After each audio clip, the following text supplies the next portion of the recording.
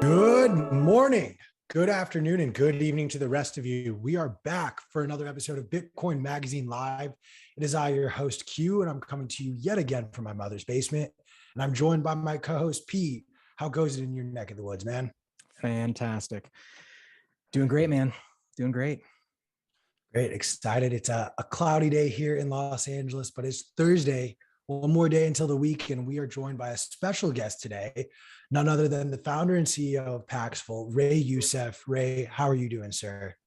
I'm doing great, brother. It's an honor and a privilege to be here. We're really excited. We've been looking forward to this conversation for quite some time. And as I had mentioned just before we started, I really came across you and the work you were doing at Bitcoin 21. And I'd love maybe if you could just touch on and share a little bit about some of the work you've been doing in Africa as far as it relates back to Bitcoin. So I started Paxful 7 years ago, and I always believed that Bitcoin was more about purpose than price, that it wasn't just an asset class for rich kids to play with. They've already got enough of those things. I believe that Bitcoin could be the tool of empowerment and liberation that will allow people in need, the little guy, especially those in the global south, Africa being notable for me because I was born there. I believe Bitcoin could help them break out of this system of financial apartheid that they have been in for, past 200 years. And this is the reason why people are poor. And I want to stress this because, ultimately, what powers me is my belief in a better future. And that is my mission. I believe in a world where everyone can be wealthy. And by wealthy, I don't mean you've got, a yacht and your own plane. I mean, you have a great home, you have all the food you need, you have a good life and lots of free time. That is wealth. That is the world that is possible for everyone on the planet. Some don't have to be poor so others can be rich. All that we need is an honest system of money and the ability to transact freely with it. Free trade creates wealth, and wealth creates peace. You can't have free trade if you can't have payments, right? So if you think about it, honestly, 99% of the world is really unbanked, right? If you're an African, if you're a Nigerian or an Egyptian, where I was born, and you have a bank account in your country, you're still unbanked for 99% of the world.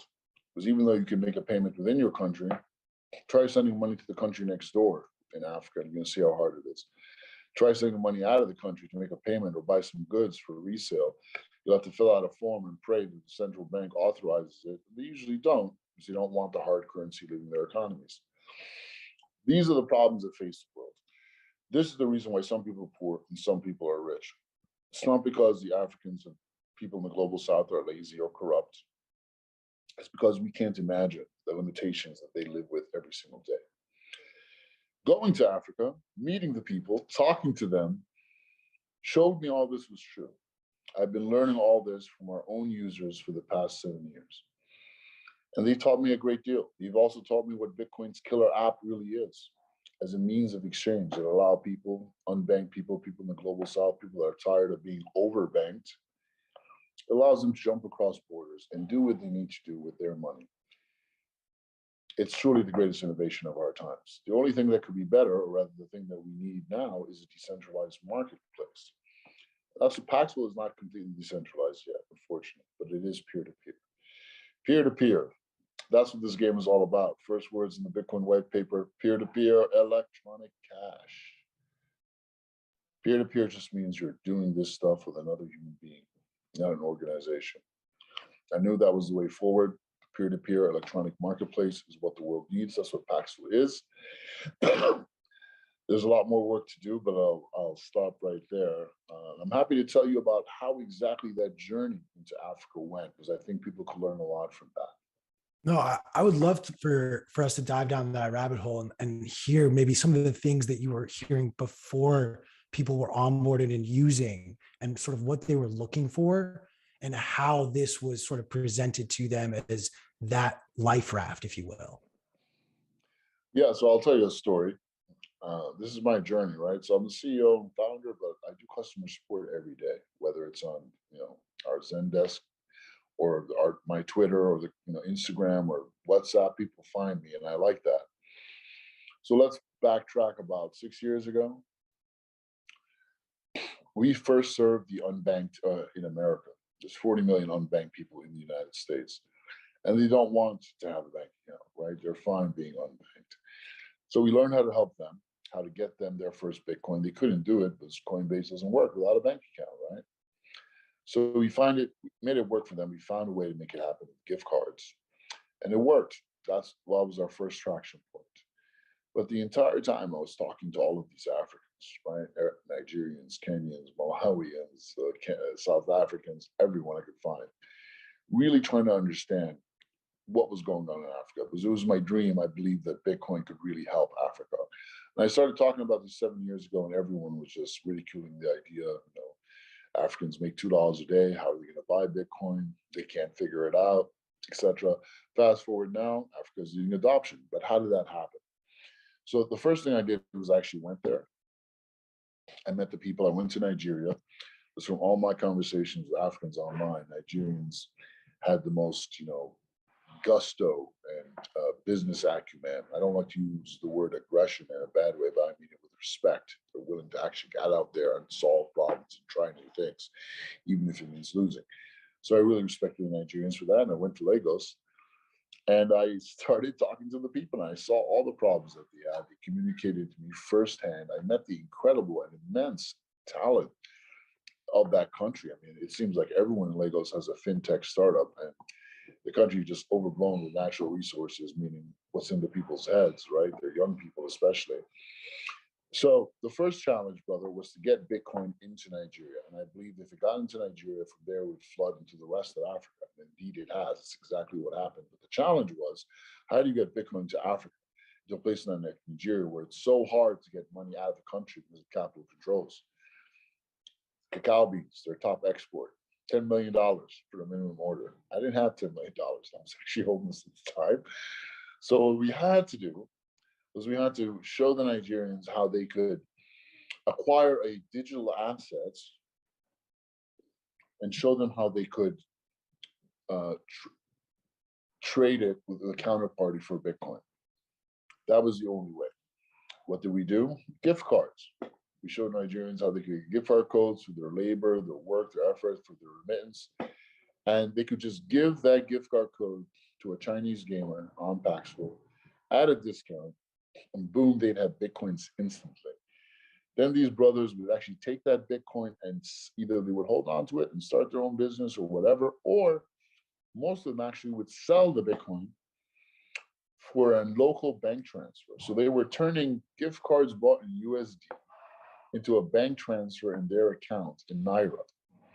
And they used 2 peer-to-peer transactions to do that. They essentially converted a gift card into a USD gift card into a Naira bank transfer using Bitcoin as the kind of clearing layer. So they were basically hacking our marketplace as a kind of universal translator and transporter of money. And every time I watch these amazing people, they just shock me. They're hacking our escrow service to do a credit and lending. Like, they will find a way to do anything. And if you're a really good entrepreneur, you'll stop thinking so much and just watch your users with respect and productize everything they hack out. And that's how we got the first Bitcoins into Africa. I'll give you one quick anecdote. I was online one day doing support. Some guy comes up, he's like, "Hey, what's Bitcoin?" Common question, but I love it when people who have just typed Bitcoin into a search engine for the first time. I love talking to those people, right? Because you learn so much. Turns out this guy was a Nigerian brother who was importing cars from Detroit, selling them for a 400% profit. But his business, that's a common thing in Nigeria. However, his business now is dead because he could not pay the invoice in the Detroit auction house because the Nigerian central bank said, "Hey, we're not doing any more outgoing euro or USD transfers. We're holding on to that money for ourselves because we want to stabilize our currency, buy weapons, etc., whatever." So then the people, the citizens, the middle, smaller businesses, what can they do? This guy's business was completely shut down. And I told him, "No problem, bro. How much is the car?" $6,000 for Land Rover or whatever it was. It was used 87. I don't remember exactly. I said, "Okay, bro, $6,000, no problem. All you have to do, buy $6,000 worth of Bitcoin with a bank transfer." And I gave him a guy in on Paxful in Nigeria who do it. And then all you have to do is sell that Bitcoin to a guy in America, give him the invoice, and he'll pay that invoice from his bank account to the local American bank account. At first, he thought it was a scam. But then I walked him through it, the small transaction, and he saw that it worked, and he tried it, and boom, he was back in business. And because of that, he was back in business with everyone else in that business was out of business, right? But eventually the word got around and everyone in Nigeria started to figure it out, and word moves fast over there. Use Bitcoin for remittance, use Bitcoin for payments. You can jump across borders. You don't have to get the permission and the blessing of the central bank. This is the way forward. And that's why Nigeria leads global cryptocurrency adoption. I think it's beautiful to hear two very different but very powerful stories about how Bitcoin has afforded a way for these people to circumvent the centralized control of these governments. And I'm curious, and forgive the ignorance of the question, but how has the government reacted over the course of the time that Nigerians have become more and more Bitcoin and crypto savvy? Or have they just still sort of sat on their hands for now? Well, they certainly have reacted. There is still a ban on banks doing business with cryptocurrency exchanges. And that's because the government of Nigeria was looking around, and literally the Nigerian youth was moving so fast that their heads were spinning. They were like, what is going on? And it was showing up in the numbers. 6 years of this had really hit home because, for example, in 2020, January, remittances into Nigeria were like 2.4 billion. By September of that year, it had fallen to 55 million. It's a 98% decrease. And COVID was a part of it, clearly, but it couldn't explain the massive shortfall. What happened? Nigerians had figured out, hey, you can just ask your relatives to send you Bitcoin and you can sell it for a bank transfer or whatever in Nigeria, no problem. And it's instant. And that's all they started doing. You didn't have to pay 20%. Some of them even made a slight profit on the arbitrage, and it was instant. And that's all they wanted. So the Nigerian government is still trying to understand what to do here. We've actually gone over there and we've met with the EFCC, they're like the SEC of Nigeria, and they were quite happy to meet us. No one had ever even spoken to them before. So I think the government of Nigeria is still trying to figure out how to deal with their youthful population and what they're doing with Bitcoin. I think what the youth of Nigeria have done with Bitcoin is honestly the most amazing thing that's ever happened in finance and economics. This is a true youth-driven revolution, financial revolution. It's just youths on the street who have educated themselves, built businesses around Bitcoin, and are using it in their everyday lives. I don't think anywhere in the world has seen uptake like this, even El Salvador, which is pretty amazing. And it's just a testament to the youth of Nigeria. They're amazing. I think it's so interesting what you said about interacting with your users and really figuring out how to adapt your existing product or how to meet the needs that your users actually have. And I think one of the things that we saw in El Salvador is this sort of top-down approach, trying to really, push Bitcoin into the milieu.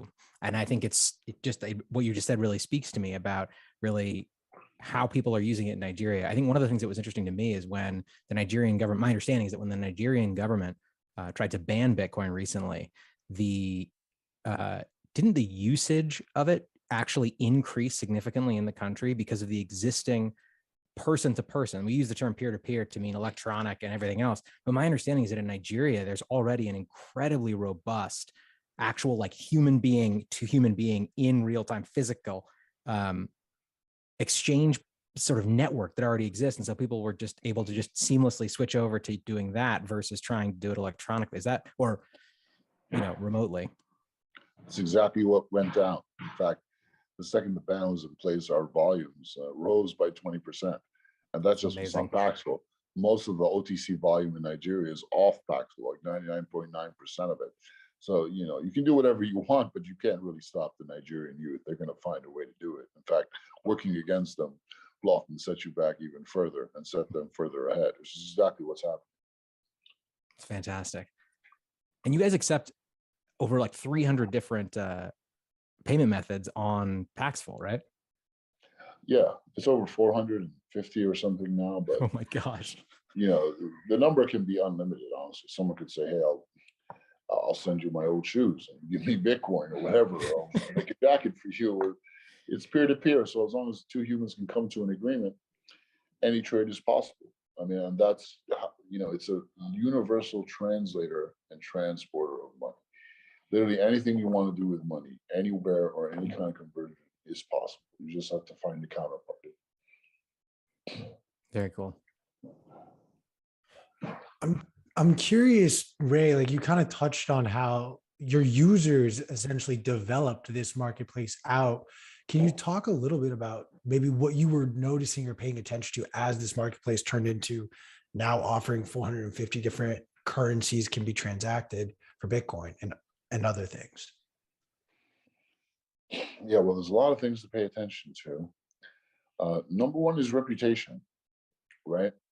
The reputation system that we have is quite valuable. It actually counts as a kind of currency on the marketplace. And we're always working to make it robust and keep it from being abused.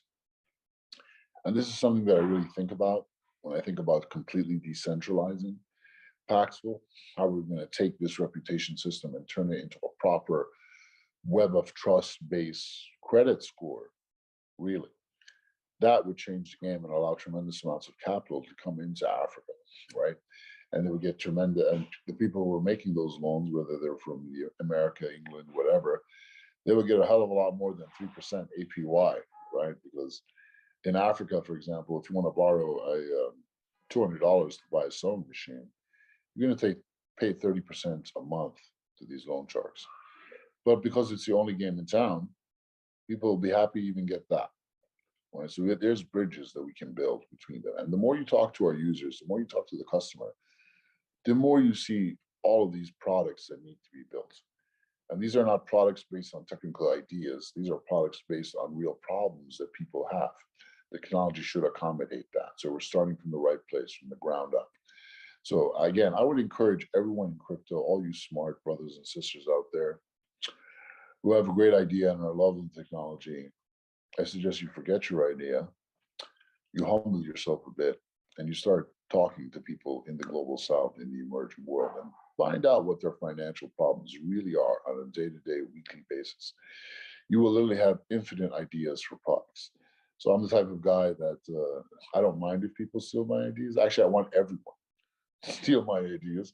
I'll happily publish the specifications online with UX mockups and everything.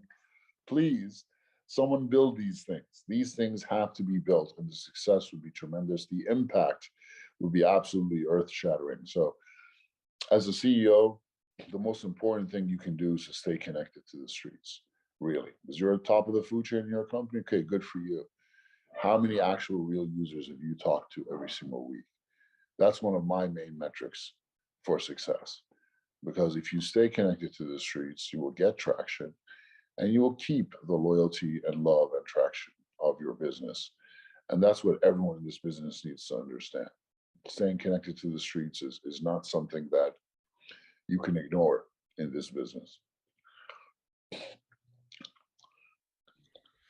I love that. I love the call to action. And I also think that there's a very important thing that you touched on earlier, you're touching on a little bit here, and it's the openness to collaborate, not hoarding our ideas and thinking that, oh, this is my idea and you can't make it better.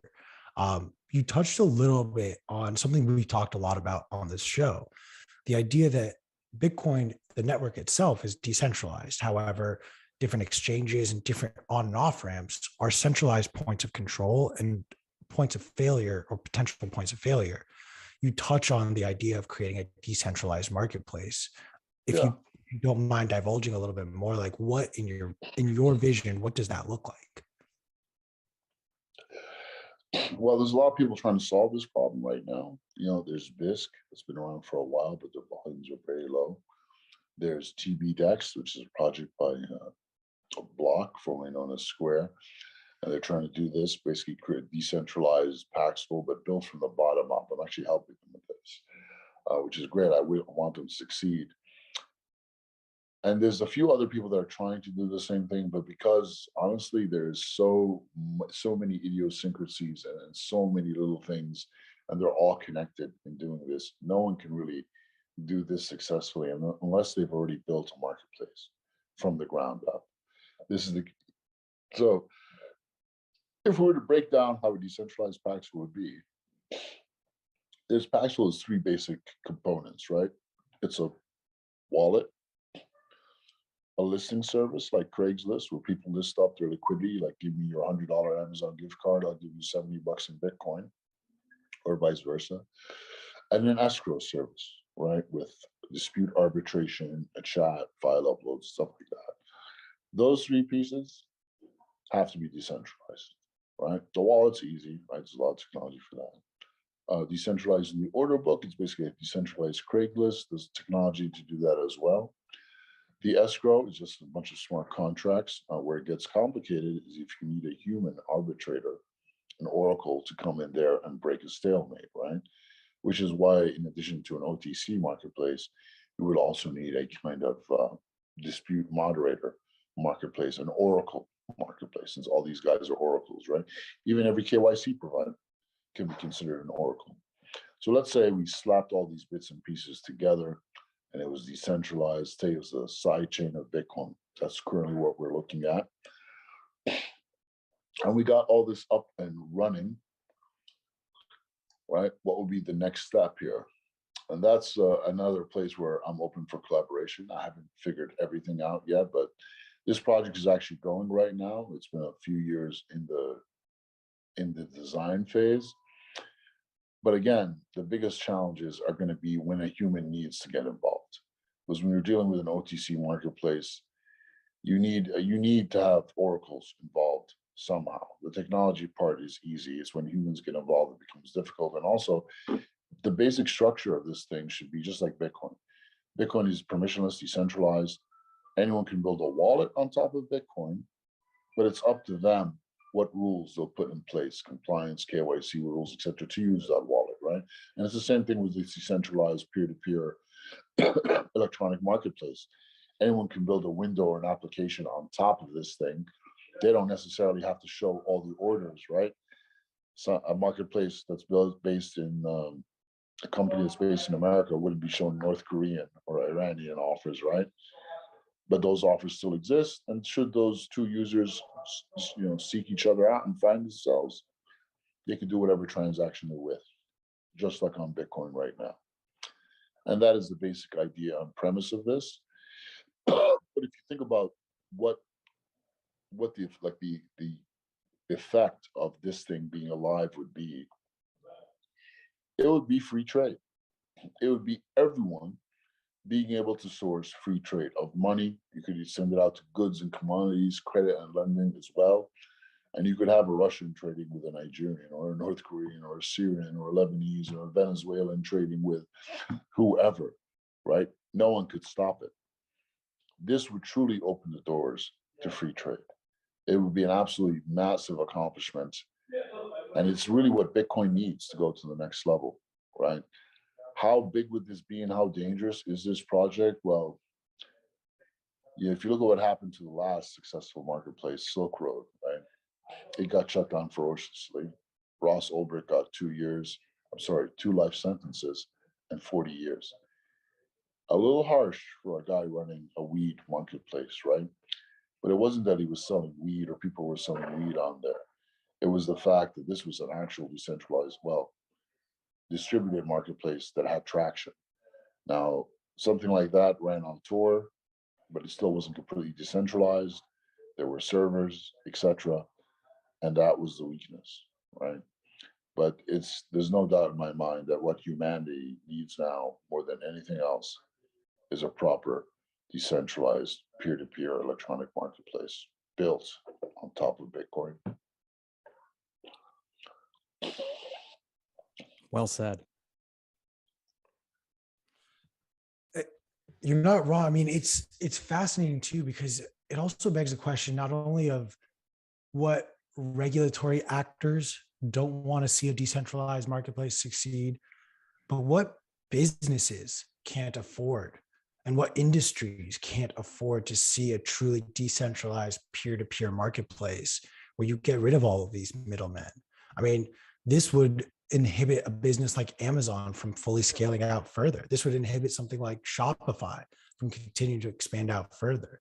And they have, and not to mention the likes of Brian Armstrong, shitcoineries, but those businesses and many others, in addition to government regulators, would come down. I'm curious where or what your largest concern in scaling something like this would be. Yeah, well, the largest concern is always, I mean, besides the, the risk of the man cracking down, I mean, and that's not really concerned with me as a US citizen. If I built a window on this marketplace, it would be a fully compliant. Someone in Iran built something like that on a marketplace on top of this blockchain or this side chain, and he'd be fine too as well, right? My main concern, it should be the concern for everyone, is true entrepreneurs traction. We've seen a lot of projects like Open Bazaar, right? And they tried to basically copy Amazon using Bitcoin. It didn't catch traction. Why? There's a lot of reasons for that. But they were essentially trying to solve a problem that didn't really exist, right? The biggest, the main traction point is with OTC, with the movement of money. People need to be able to move money around, because that's the biggest problem. They can do that, everything else will be fixed. Especially considering the world we live in right now. The past 2 months, we've seen the entire world irrevocably change. Russia, Eurasia has joined, Eurasia, which is Russia and China, have joined the global south. And if moving money around was big business before, it'll be 10 times bigger right now. And you're seeing new neutral zones pop up. Dubai has replaced Switzerland, etc.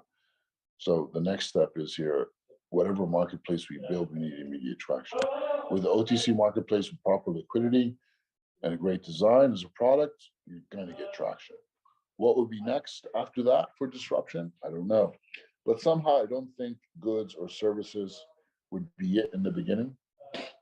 I think you might have much more luck with commodities in certain places, or credit and lending in certain places and industries as well. Again, what sounds like a great idea on its face doesn't usually pan out until you get the feedback and intelligence from the streets. And traction usually comes from where you least expect it. When I was talking about Africa and Nigeria 7 years ago and gift cards, everyone thought I was insane. No one wanted to deal with a bunch of, they call them scammers and Nigerian princes and all this. But I did that because I believed in the people. I believed what I saw and heard with my own eyes. And that's why I'm here. Paxful is 11 cities, 450 employees, 10 million users, not one single dime of VC funding. Not because I'm the smartest guy in the room, far from it, but because I'm willing to do what others are not. I'm willing to go where others are not willing to go. And my entire team runs it the exact same way.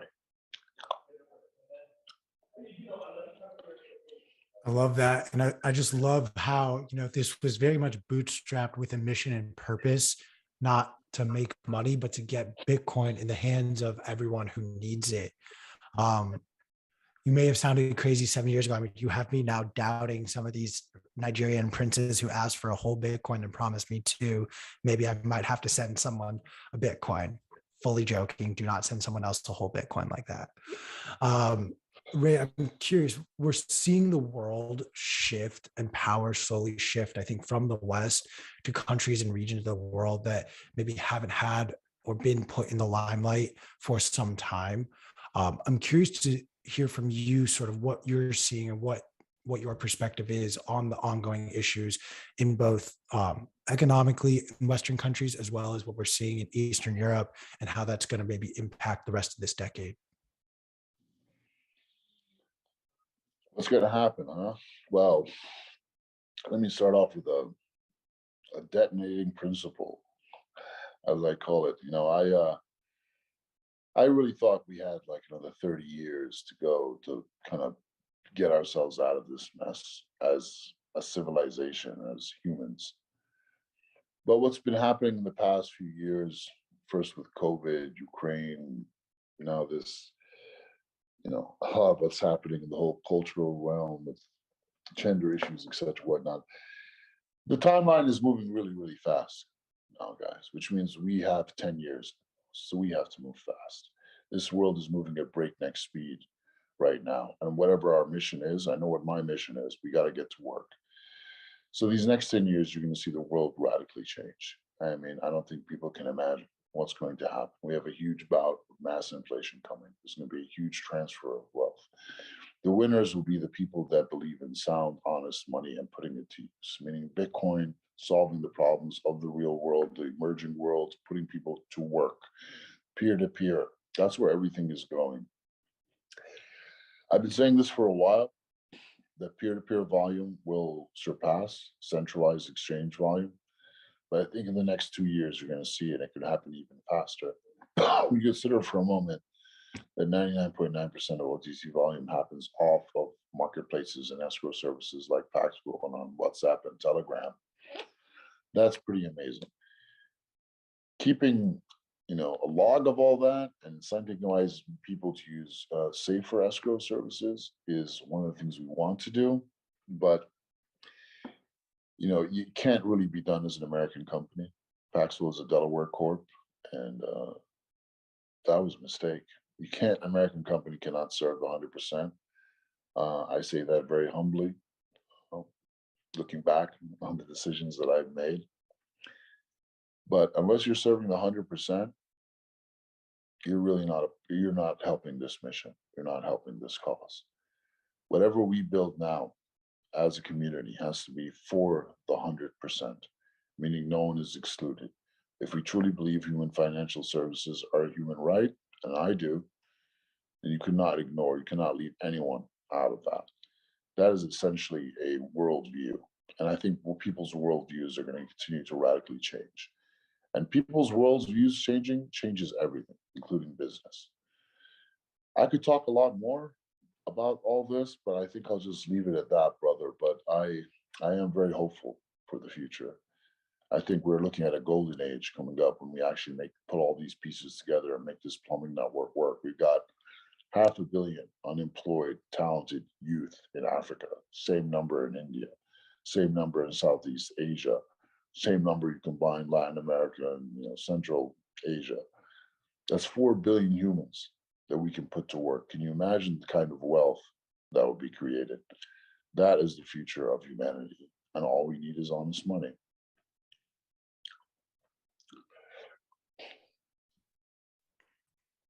It's a very heavy story to take in, but I mean, look, we are, in my opinion, living the end of times, but maybe I'm just being a little hyperbolic. I don't know. Ray, I'm curious. We saw news out of Central African Republic a few weeks ago making waves that this is now the second country in the world to make Bitcoin legal tender. I'm curious what rumblings or effects this may have on the rest of the continent and what you're looking out of this country to maybe develop further. Well, Central African Republic is a francophone nation, meaning not only do they speak French, they also use the African franc.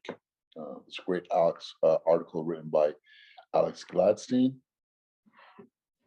about the Central African franc and how it's possibly the most corrupt financial system in the world. It is actually outright slavery. So that's awesome that we have our first francophone country adopting Bitcoin. However, can you elaborate on that briefly? What is it about that system that is so oppressive? Well, it's not oppressive about it. Imagine if you run a country, you're the president, and every time you want to print more money, you have to call some banker in Paris. They will print over the francs in Paris, send them over to you, and charge you for the printing and charge you interest on the money, like it's a loan, actually, right? Jesus. That's just the foundation of it. There are all of these other clauses and issues, like anything that country produces, Paris has to get first dibs on, right? At whatever price they set. It is essentially slavery, complete and Holy total fuck, slavery. I had no idea. Yeah, you read Alex Gladstein's article, he breaks it down beautifully. I mean, it's worse than anything you can imagine. And this is like double-digit countries in Africa. This is hundreds of millions of people living under this system, and no one is even aware. People say, oh, colonialism and slavery, these were horrible things, but this is still happening. Paris runs half of Africa and is literally robbing them every single day, right now as we speak. And no one talks about it. The first time I heard about this was from a taxi driver from Senegal in New York. He was a PhD and he started telling me about this. And I was like, what? How can this be? This was like 10 years ago. And now we're all still catching up to this. And this just shows you how, outright neocolonial slavery is happening right now. Hundreds of millions of people, and no one knows. Yeah, it's pretty wild. You use a term, and you used it earlier in this conversation, that I think is so effective, which is financial apartheid. And people love to think of these issues as something that happened in the past. When you use the word apartheid, it immediately, people are like, whoa, that's a thing. That's like that was fucked up, but like, we're good now. Like the world is better. And I think it's so powerful to use that term because it's exactly what is happening here. And I had no idea about the system you just described. That's wild. Yeah. I mean, a place like Egypt, for example, where I was born, right? I mean, Egyptians can't even leave the country. They're trapped there. Their money is completely trapped there. If you have Egyptian pounds, you can't convert it into anything. Forget doing $1 or whatever. It's even worse in Nigeria. Egyptians are treated like slaves and secondhand citizens of their own country. A Brit can come over, slap you across the face, take your woman, and the police will arrest you, right? Wait, what's the term you used? A Brit. Yeah, got it. Yeah, well, or whoever, anyone. No. I thought you said a brick. I was like, you mean like a masonry brick? Like, not to single out the Brits, but kind of. But anyone can come do that. That is a situation in Egypt where the people are not respected, and it's the same situation in every global South country. And it's because of financial apartheid. The governments don't respect their own people. Why? Because they're poor. And the people who run the government can be made poor as well, right? And they won't be able to buy their penthouse in Miami or their flat in London, right, with these dollars that they have because their money will be useless. It's really a gun that's being held to the head of every leader of every global South country in the world. If you don't listen to us, we're going to punish you. We control price discovery on the Forex. We can destroy your currency in the blink of an eye. Do you not even think about printing your own money and putting your people to work? You have to borrow our money at interest. The greatest creative opportunity of any government is to create its own money and put its people to work. How do you think the New Deal happened in America? There can't be any New Deals happening in Africa. Any of those leaders will wind up under the bus, under the prison. They'll be blown up, castrated and sodomized live on camera, and Hillary will laugh about it, just like it happened with Muammar Gaddafi. He had 144 tons of gold and wanted to start a Pan-African currency with it. That's sent all the alarm bells off. The only reason that we're all still here is because, you can't stop an army of mosquitoes, right? That's what peer-to-peer is. And that's what we need to keep building off of. We have no choice, really, at this point in history. This is the way it must go. Yeah. I think it's so interesting to me. And, with Bitcoin 2022, it was important to me to try to pull in as many people who had come to Bitcoin from a very different place. And so, we had Yeonmi Park, we had, Fode, we had Farida, people that had really come to understand Bitcoin, not as an investment that is potentially going to, number go up, but as you said earlier, as this essential freedom technology. And it's so interesting to me that a lot of the places, as you use the term, the global South, they are the people who understand, whether it's South America, places in Africa, they truly understand the value or the opportunity that Bitcoin represents in a way that Westerners, I say, people in the United States, people in Europe can't get immediately. As you're saying in Nigeria, you explain the basic concepts or some of the basic concepts of Bitcoin, and immediately people just understand it. Like, oh, unconfiscatable money, peer-to-peer, you remove the middleman. And that is so compelling. And I find that disconnect or that I guess that opportunity really, really fascinating. It's something that I just feel like people, certainly in the United States, don't get enough exposure to, and they don't understand. Um, The only way you can understand is if you actually go to these places and you meet the people. Because let's be honest, the only image we get of Africa is three things: poverty, disease, and corruption. Right? That's all we get fed. You don't see the incredible entrepreneurship, the ambition, how well educated people there are, and how really honest and just kind people are over there, especially Nigerians. They get the worst rap, but our team in Nigeria is amazing. I would trust them with my life. You know, we're really in the job here at the end of the day of rebuilding broken civilizations. What we're looking at across the world in the global south is civilizations that have been absolutely broken to their knees. Look at Zimbabwe, look at Venezuela. That's what happens when an inflation attack happens. You know, these people, their money didn't get destroyed because these people are dumb and they can't run a country. It was destroyed by design. And every single day, these red blips go off on the world map. Deflationary crisis here, inflationary crisis there, sanctions here, the economic controls there. And in every single case, there is an agenda that we do not see. And people on the ground, on the street, they're the ones that suffer. And in almost every single case, us, people in Bitcoin world, have a solution to help these people. It's good to feel like a superhero, and it's good to see the good that your work can do. But the only way that can happen is if we actually put those boots on the ground and really take these people seriously and start investing in education. Education is huge. Everyone likes to throw around the world, but how many people actually do things, right? We built 10 schools in Africa and across the world right now, and 2 educational centers. Anyone of any age can go in, get educated about Bitcoin, how to use it, why it's relevant, why it's needed, what money actually is. And that's what it's going to take, because, you know, we started this journey, like 13 years ago with Bitcoin. It's going to be at least 20 years before we get to the point where we've actually made things really stick. That means another 7 years at least. And that is the minimum time horizon we should be looking at.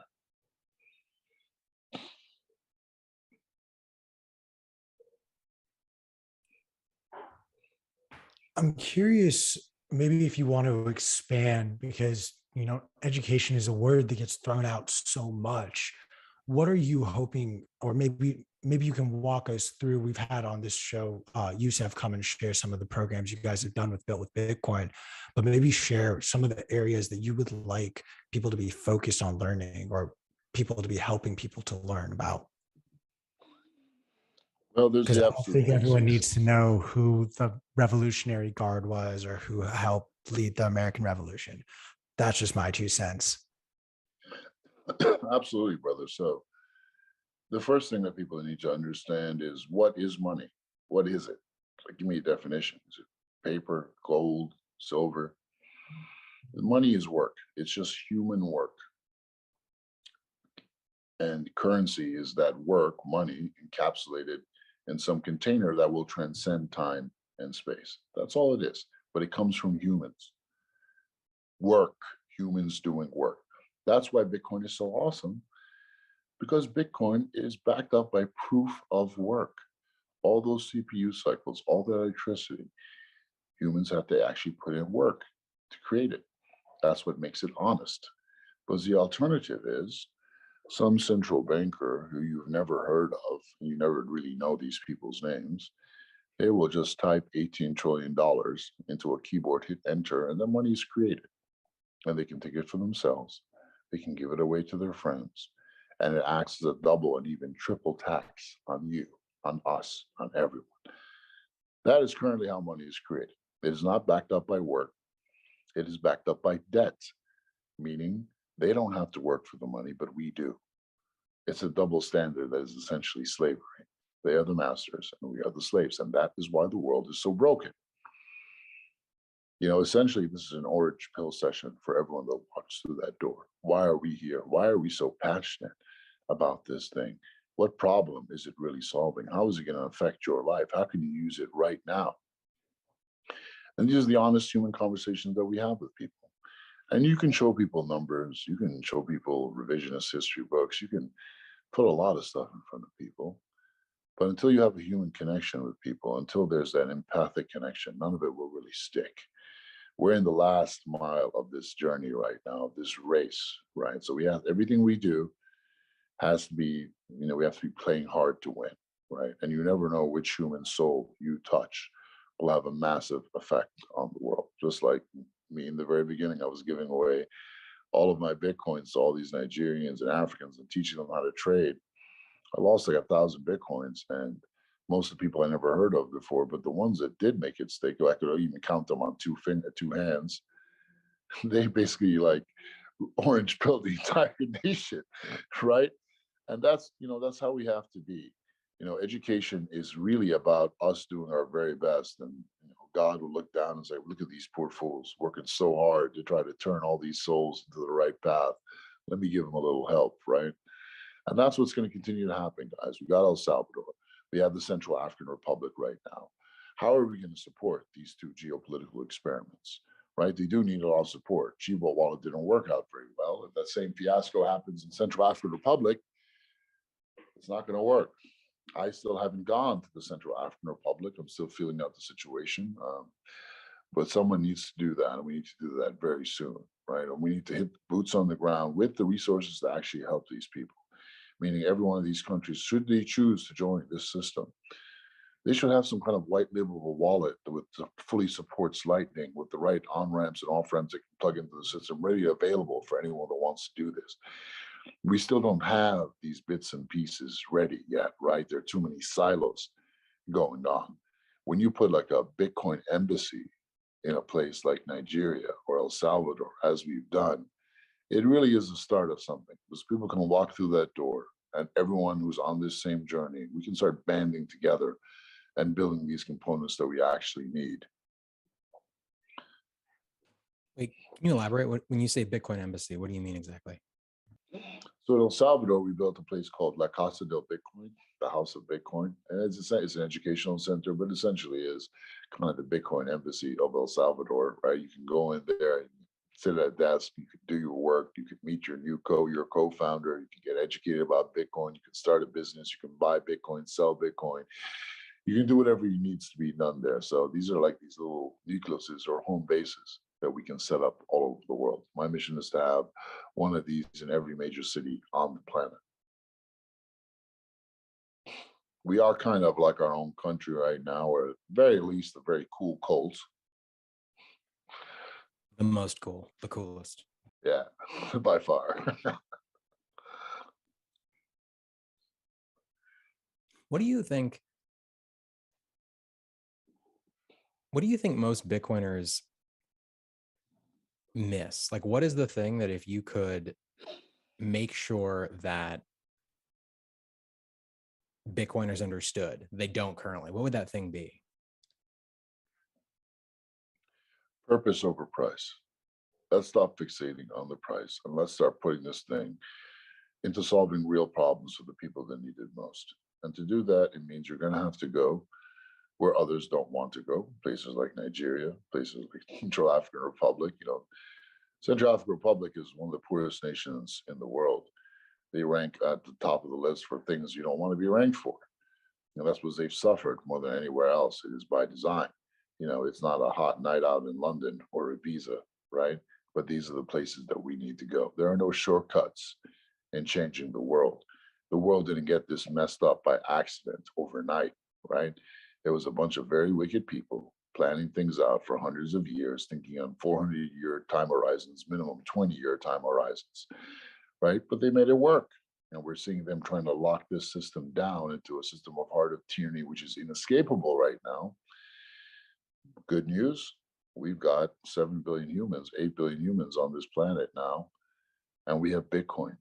We have peer-to-peer electronic cash, and we have all of this innovation. We have all of these brilliant people moving things at breakneck speed.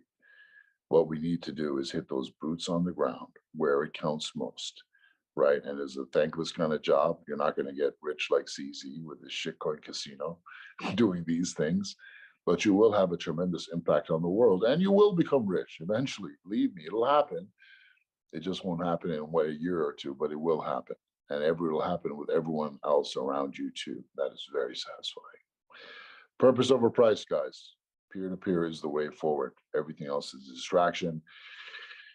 Crypto is really the attack on Bitcoin itself. If you can't, destroy something, you can bury it under a pile of poop. And that's what they're trying to do. It's up to us to stay on the path. We know the way.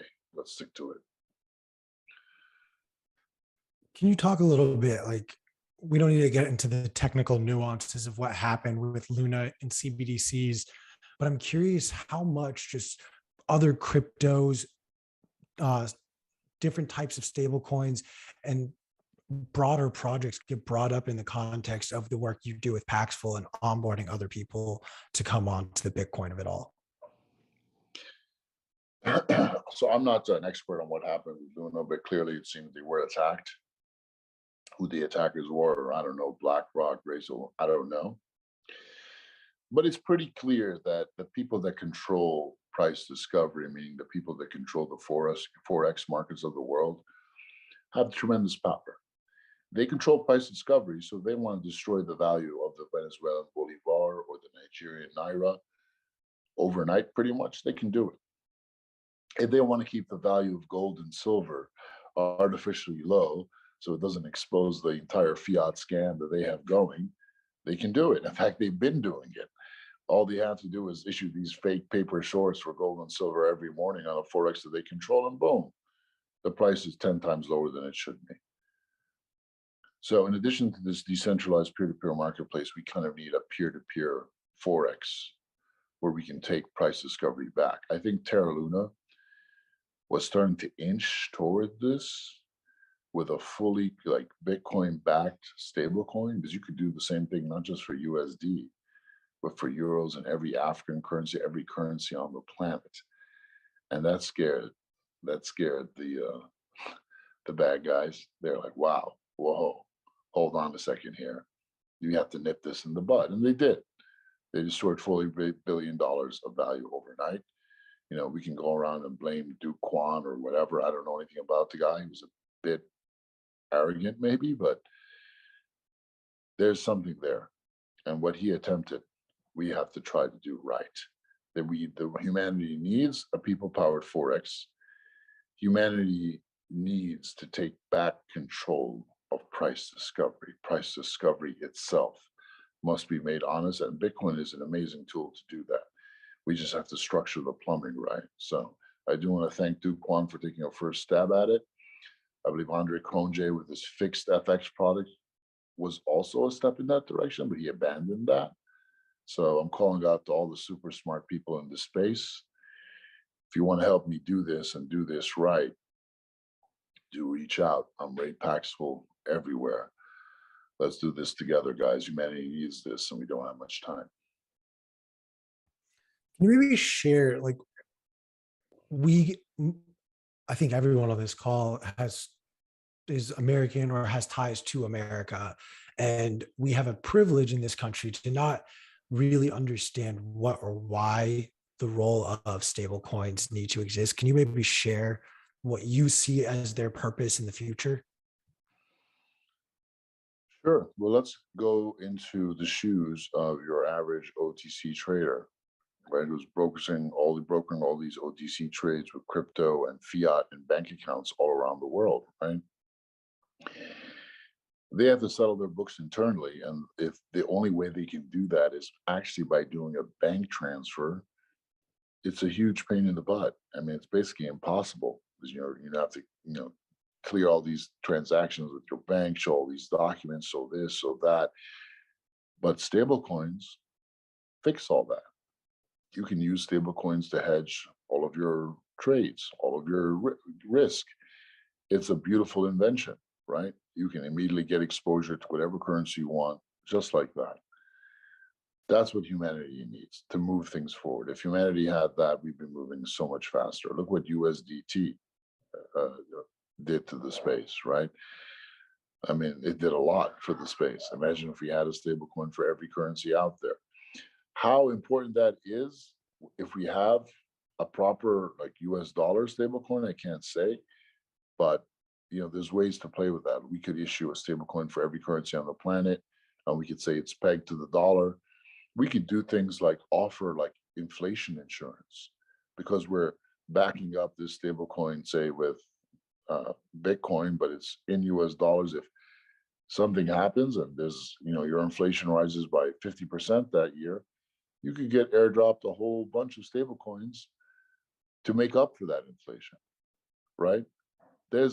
We have so many levers at our disposal with DeFi and all these game mechanics, that there's so much that we could do to protect people, to give back, to leave all the money on the table for the people. That would truly show them a better way. Like, we have a lot of very intelligent, creative people in the space. Unfortunately, most of them are involved in scams, like Richard Hart, he's hacks. This is a Ponzi outright, right? But the tactics he's used to get it into circulation are quite brilliant. Why can't we use the same tactics with Bitcoin, right? And that's how we have to think. This is, people think it's all about the truth, right? The truth is very important, clearly. But at this stage in the game, guys, it's all about winning. Winning is the only thing that matters, because we're playing for massive stakes right now. Literally, the whole universe is at stake. And that's not an exaggeration either. Can you elaborate when you say that some of the tactics that Richard Hart uses are effective? I mean, he's an incredible orator. Can you elaborate a little bit more on that? For example, one of the things he did with this latest, what's it called, Pulse? He's taking the L2 Ethereum and launching it before Ethereum, right? He's beating Ethereum to the punch. Okay, cool. But one of the things he's doing is making onboarding really easy. He's saying to people, hey, you can't, you don't want to buy crypto because, you don't want to go through all the taxes and this and that. And a lot of people have that same issue. So he said, okay, no problem. You make a donation, these 10 non-for-profits, and we'll match your donation in our new fancy, token, which is a scam. Brilliant, right? Like, why can't we do stuff like that? I mean, yeah. Why is it only scammers that have to get creative, right? Yeah, a lot to be learned from everyone. Yeah, I think that's it's funny. I agree with P. He's an incredible orator, but yeah, he is running a large scam for sure. I guess, what are your thoughts on, I know this was kind of announced at Bitcoin 2022 about Taro, or TARO. I forget the acronym for it, but I know it was implemented, or it's able to be used with Taproot's upgrade. I think Lightning Labs is leading it. It's basically, they're trying to do exactly what you're saying. They're trying to offer stable coins on top of Bitcoin. So I know some people are calling it altcoins on Lightning, but basically what they're trying to do is exactly what you said. Instead of having a separate currency or a separate token, it's Bitcoin's the base, and then it's built on top of it, on top of the Lightning Network. So I guess taking a little bit of Jack Maller's idea of using the network of the Lightning Network, as well as a stable coin on top, well as the base layer, trying to intersect all three of those. I don't know if you have much of an idea into that, Ray, or what are your thoughts on that? I've heard of Taro. It's similar to Fixed FX, except it's using Lightning, which is very encouraging. I have not done my due diligence there yet. So thank you for bringing it back up, man. I'm going to dive into that probably after this. Actually, it's been on my list for a while. Yeah, P, I don't know if you have anything else to add from that. I know it was obviously, we had a couple months ago at Bitcoin 2022. Like I said, I believe Lightning Labs is leading the initiative. Correct me if I'm wrong there. Yes, it is Lightning Labs and Lalu. I won't be able to do it justice in this conversation. I would want to have the specific points and the key aspects of it really clear in my mind before trying to speak to it. But yeah, it is a super exciting technology. It is built on top, or rather, it allows one to use and leverage the technology of the Lightning Network in order to facilitate the types of transactions you're talking about. But unfortunately, I can't speak to the specifics yet. I need to do my research as well. More of my research. Yeah, I think with people like Richard Hart, I think it just goes back to what you were saying earlier, Ray, that I think people like that are doing this for all the wrong reasons, and they hide behind this this supposed altruism, by saying like, oh yeah, we're going to match your whatever you contribute. But really, of course, Richard Hart is in it for one reason and one reason only, and that's to take as much Bitcoin from as many people as possible and put it directly into his own pocket at any cost. And I think there's a lot of systems like that. And so being able to distinguish between the systems that make it economically infeasible or impossible for people to use those motivations or to be driven by those motivations is really important. And I think, one of the reasons that Bitcoin, as I've said many times, is so exciting to me is that the incentives start to align. What is best for the individual is incentivized by the network to be best for everyone. And so I think when people are building on Bitcoin, building on Lightning, the chance that that serving their own interests serves everyone else is so much higher than any of these other systems where one can change the total supply, can arbitrarily change the protocol and things like that. So Absolutely. what do you think is the biggest threat to Bitcoin at this time? Well, I mean, crypto is the attack on Bitcoin. All this noise and all this infighting certainly doesn't help.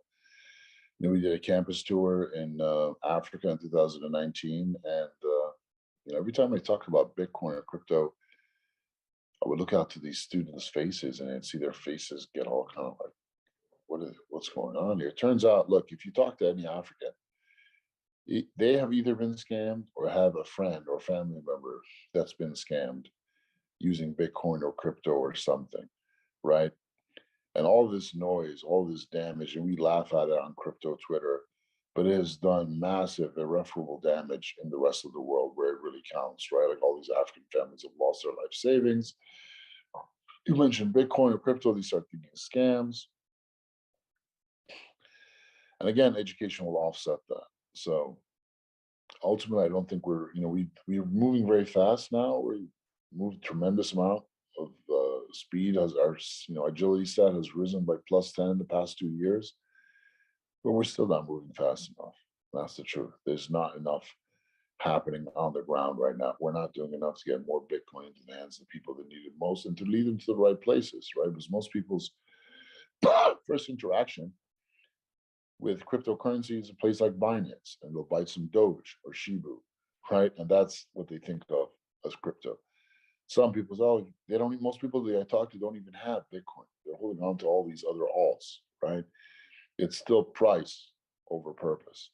That's still the dominant narrative. And that's our biggest risk, that this narrative continues to proliferate, continues to rob the scene of the best and brightest minds, continues to poison the well of all of these, good, normal folks on the ground that think this thing is just a big, penny stock, get rich quick scheme. This is the danger, and it hasn't changed much, but the momentum is starting to swing in our favor, which is very, very cool.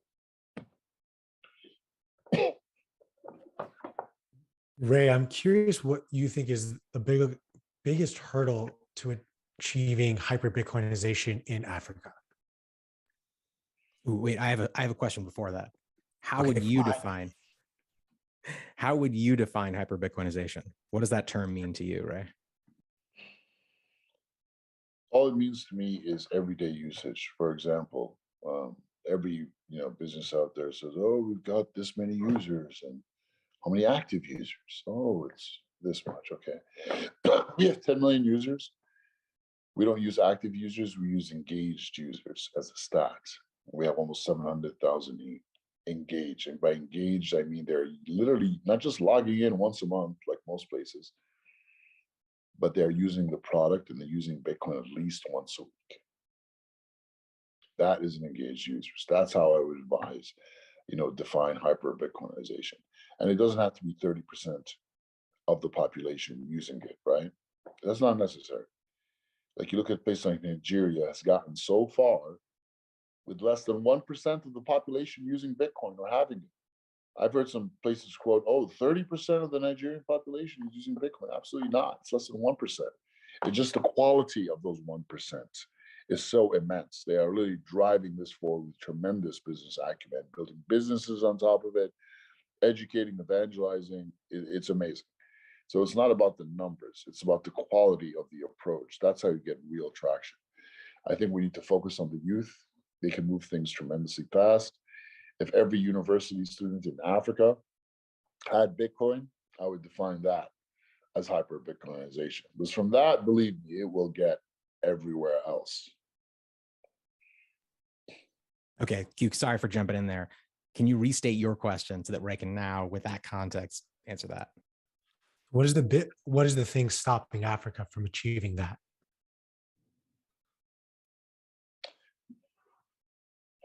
It's ultimately education. Like, people have to know, why do I need to care about this?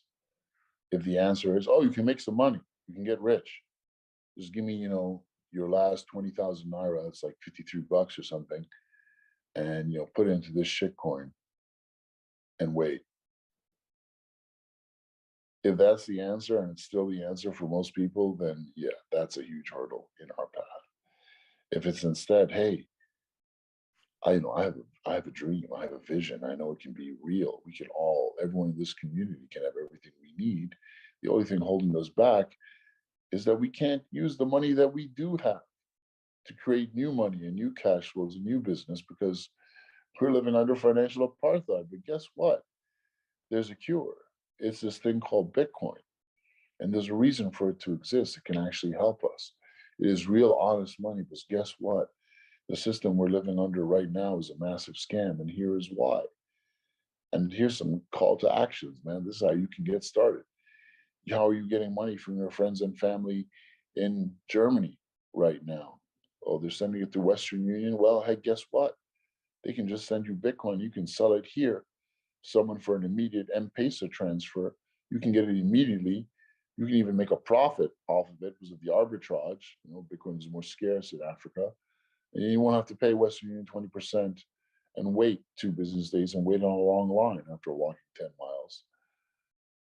Making things real for people, real examples, walking them through an entire process, sharing your story with them. This is what we need more of. Because remember, there's too much focus on trying to get these normies that just don't care.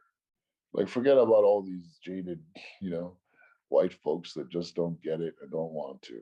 Let them be as they are. No pressure, no judgments. Let's focus on the people that want our help. Let's go to them. Let's help them. Look at these Nigerian youth. I mean, they're amazing.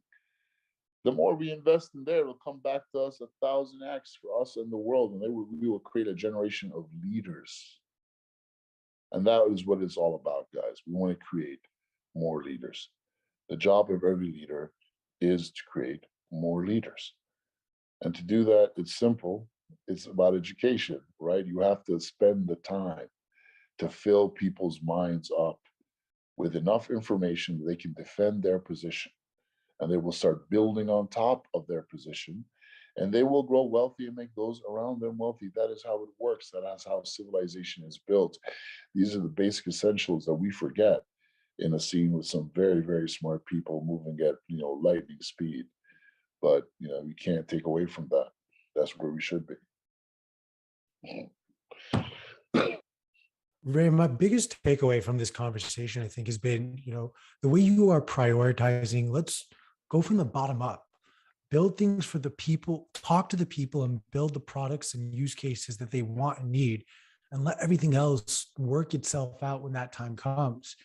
We're seeing, though, in the Bitcoin community, I think an emphasis on the other side of that coin, an almost top-down approach, where you see Bitcoiners reaching out to legislators. You have Bukele almost hosting what was it, 44 different central bankers from all over the world to discuss Bitcoin and how it can help them bank the unbanked in their respective countries. I'm curious about your thoughts on this top-down approach you see some Bitcoiners taking, while other Bitcoiners push this bottom-up approach. Do you think these top-down approaches can be useful or helpful in the long run of Bitcoin adoption? Well, absolutely. And in fact, you could call what Bukele is doing actually kind of bottom up in his own little world, right? Like, all these regulators, you'd be surprised at how little they know and how little people have spoken to them about this. Most of the time, it's just one guy whispering in their ear, "Oh no, this Bitcoin is horrible," and they believe him because they have no other reference. So Bukele got all these folks together in the same room and is actually educating them and sharing his journey. That's beautiful. That's real community outreach. That's like me inviting all my friends, that I used to box and do MMA. Let me call all the fighters to some pub and sit down and have a Bitcoin orange pill powwow with them. That's bottom up, right? It doesn't matter if I'm a normal guy and he's the president of a country. He's doing it bottom up from his, own world, which is good. So I applaud that effort. Regulators need to be educated as well. You'd be surprised at how far behind they are. Right? They're so happy when someone actually takes an interest educating them, like, oh, okay, like they'll listen. And this is an edge that we have. So all props to Kelly for doing that. Do you feel like if there is one regulator out there, you don't have to name names, but what is something you've been dying to say to this person to negate what they believe about Bitcoin?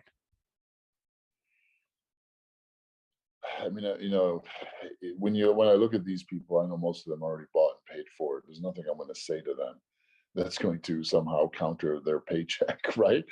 Or their secret society that they've joined, right? That's okay. They're on their path. I'm on mine. I can't name a name, but a lot of these regulators in Africa, they're actually quite open. Like the vice president of Nigeria, he has been quite open. He wants to understand how we can use this. He's been an outspoken voice for supporting this. We have to get to these people, and we have to show them a better path. Like we just met with Senator Loomis in Washington, D.C., from Wyoming, right? And she and her team are amazing. They're working on a 167-page bill to bring real asset laws to Bitcoin in a way that is favorable and innovation friendly. That's great as well. We still have to support all of these efforts. Supporting our people on the ground doesn't mean you're turning back on all these. You're back on all these other things. We're mature business people. We have to accept that, we're living in a world that has rules and influential power cores, and we have to reach all of them as well. But again, the main driver of adoption, the reason that we're here, the reason I'm not homeless anymore like I was 8 years ago in New York, is because we're willing to take this to the people that need it most, meaning the man or woman on the street. We can never lose sight of that. There comes our success. There will come our staying power. And that is where our victory will emerge. It is from the global south, guys. There's no way around that. Love it and well said. Ray, I want to give you the opportunity to maybe share anything or touch on anything that we haven't had the chance yet to ask you about, whether it's the work you're doing with Paxful or something that you're noticing that you wanted to speak on. Well, that's a dangerous thing to open up the floor to me, brother. I can monologue for a whole hour, God knows. Do it. Do it. Embrace the darkness. I also welcome the opportunity to have YouTube take our channel down again. So by all means, go nuts. Well, I feel like that, guys. I feel like it like flashes. It's like jump cut 10 minutes later, and like everything's on fire, like inexplicably behind us, just like Bitcoin everywhere. It's like that Elmo gif, the flames in the background. No, I can't turn into that. But look, I'm just a normal guy. I grew up in New York City in Hell's Kitchen in the 80s and 90s. My parents were school teachers from Egypt. They just came to America for a better life, right? Because there was no opportunity where they were, and there still isn't. I learned a lot, in New York growing up, my parents' newsstand, dealing with the streets and dealing with human beings, and all those skills I need right now. Failing 11 times as an entrepreneur taught me so much as well and brought down my ego. I thought it was pretty hot shit, right? But God has a way of humbling us to rebuild us. And this is happening to all of us, whether we know it or not. Think about yourself before Bitcoin, before being orange pilled. Think about how you saw the world and how it's changed so dramatically, right? This is not just about money. This is a complete phase shift. Human souls are being transformed right now into actual living, breathing, thinking humans. We were all just NPCs before. Look at how Bitcoin has changed our lives. And I'm not trying to put Bitcoin on a pedestal, or you shouldn't be worshiping Bitcoin. Believe me, guys. Bitcoin is a technology. It is an awesome thing. It's a tool we must use. But ultimately, our mission is to help our fellow brothers and sisters wherever they are. This is ultimately about human empathy, where human beings are tired of just stamping on each other's faces. We don't need to live like this anymore. We were given this beautiful world as a test to see which of us is best in intention and in deed. Beautiful. There is no place in the world where your time, your effort, your intention can be more powerful than this space right here. These Bitcoin people, these crazy folks, are truly changing the world, and we have already made massive change. But what we have done will be absolutely nothing compared to what we do in the next 10 years, guys. So if you're young, if you're ambitious, if you're tired of seeing all of this brokenness out there, if you're tired of seeing human beings at a low level of civilization, and if you believe that human beings are meant for more, if you believe that human beings are good, a great creation, then let that out. And the way you let that out is by joining this community and helping us build. Educating yourself is the first step. Immerse yourself. You don't need to take a course. You can jump in yourself, and you can go to a Bitcoin meetup and make some new friends. It will change your life, guys. It will change my life, and it will change the life of many other people around you. And it will make you wealthy as well. Wealth is good, and that doesn't mean owning a yacht and a Ferrari. It just means having free time in your life to add value to other places and people around you. That's beautiful. All human beings deserve that, and I believe in that world. It wasn't always the case. I was a disdainful atheist at one point that didn't even understand why we were here. But I have since been reprogrammed. I'm no longer an NPC. I'm actively playing the game and playing my role. And I'm going to be moving around the world these next few weeks doing that. That's my life. I've actually become the hero in my own role-playing game, and it feels great. Such a validation of a youth spent playing role-playing games. But here we are, guys, in the most epic game of all. God is the most enlightened of game designers, and he created this world to test us. He wants to see that we can take it back and that the human experiment will be a success, and it absolutely will be. No matter what, I refuse to see humanity fail. We can win this one, guys. We've got 10 years to make this stick. So let's do the hard work and let's enjoy the journey. And just remember, we have all the tools we need just by being born human on this planet. Nothing else is needed. We only need to take away the noise. Thank you, Father Ray, for that beautiful sermon. I want you to know we legitimately were chatting in a different chat box of, you have such a beautiful voice, you might as well just be a preacher at this point. But that was so beautifully said. Everyone who is not already, be sure to give him a follow. His Twitter handle is @RayPaxful. Be sure to follow him. Be sure to follow the Paxful team as they continue their journey, as well as the Built with Bitcoin team, which Ray was instrumental in helping to get off the ground and helping put that team, just introduce them to Bitcoin and send them off on their way. Ray, sincerely, thank you for not only joining us today, but the work that you do to help push Bitcoin forward all across the world. It does not go unnoticed, and we are all very grateful for it. So thank you for that, my friend. Thank you, brothers. You do amazing work yourself too, brothers. It will not be forgotten. I appreciate you. It's fantastic having you, man. Thank you, brothers. Guys, we're going to cut to a quick commercial break, and then we're going to have a segment of news and notes with myself, P, and Chris. So stick around for that. And as always, promo code FOMO to get 10% off of everything in the Bitcoin Magazine store.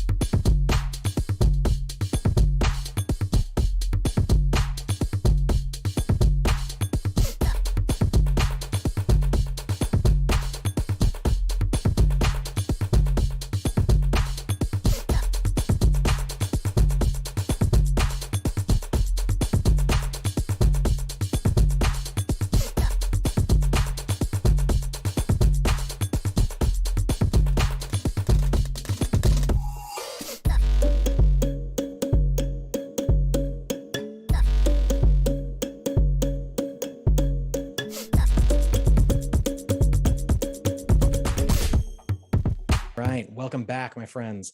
We just had an incredible conversation with Ray of Paxful, building incredible stuff.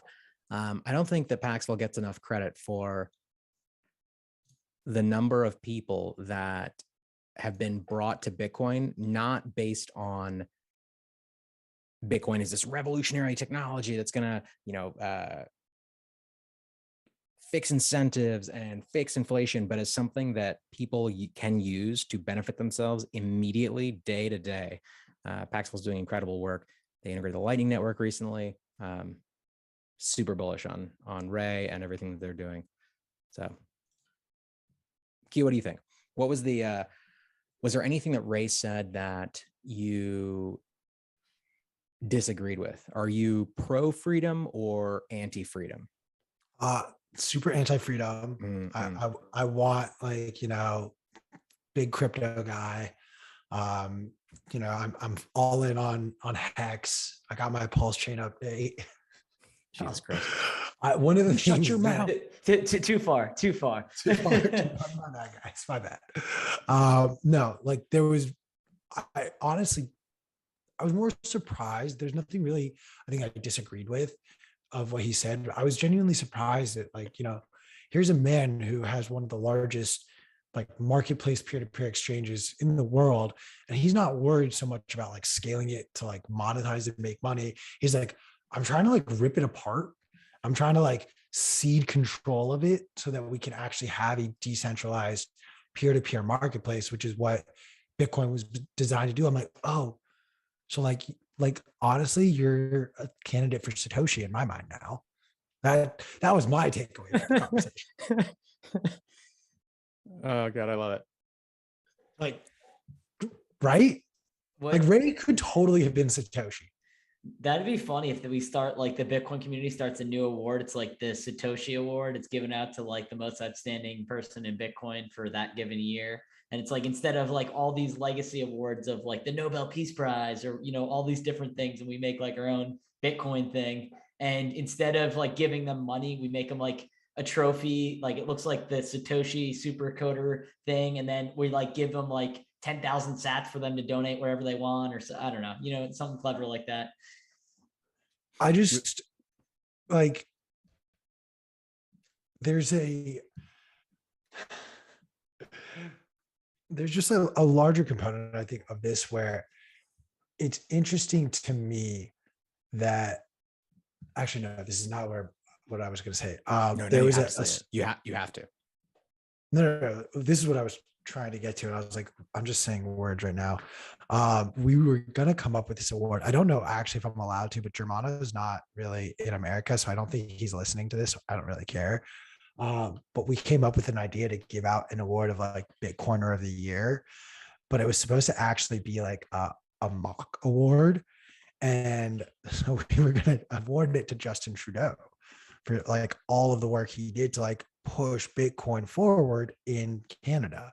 And like, we were going to create like a spoof video of like, last year's award went to Xi Jinping, and like have like Mickey Mouse. So you're really trying to just put us on like every hit list of every dictator. I mean, you're just trying to say.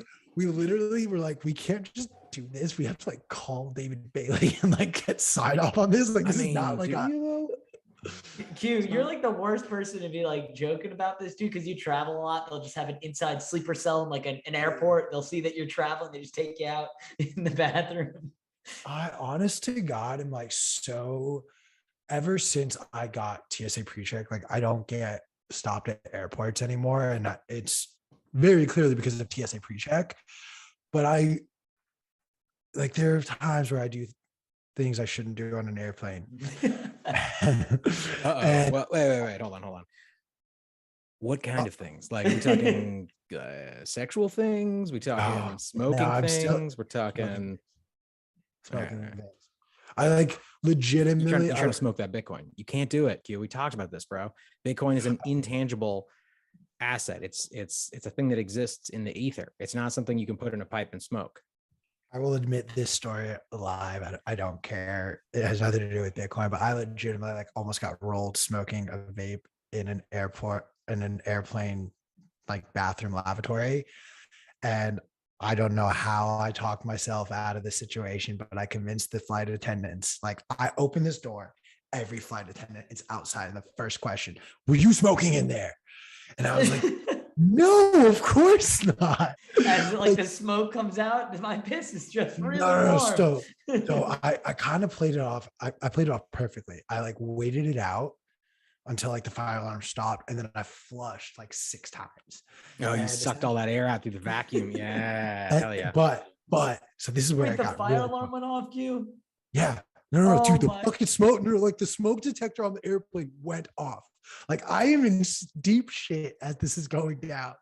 And I like flush like 6 times, like as much of the smoke goes, I like stuff the vape like deep in my shoe. Were you smoking in there? I go, no, like it was really crazy though. Like I was like trying to take a shit and like I pressed flush, but the toilet didn't flush. So I pressed it a bunch of times. Oh, nice. You had the whole story. And then all of a sudden, like it flushed consecutively a bunch, and then the smoke detector went off, and I was like, what's happening here? Dude, you're like just goofy enough that you're like probably the only person I know that could get this off. Dude, the flight attendants literally looked at each other and they're like, see, I told you the smoke detector is broken in there. I was like, oh yeah. You start high-fiving them. They're like, all right, you're arrested.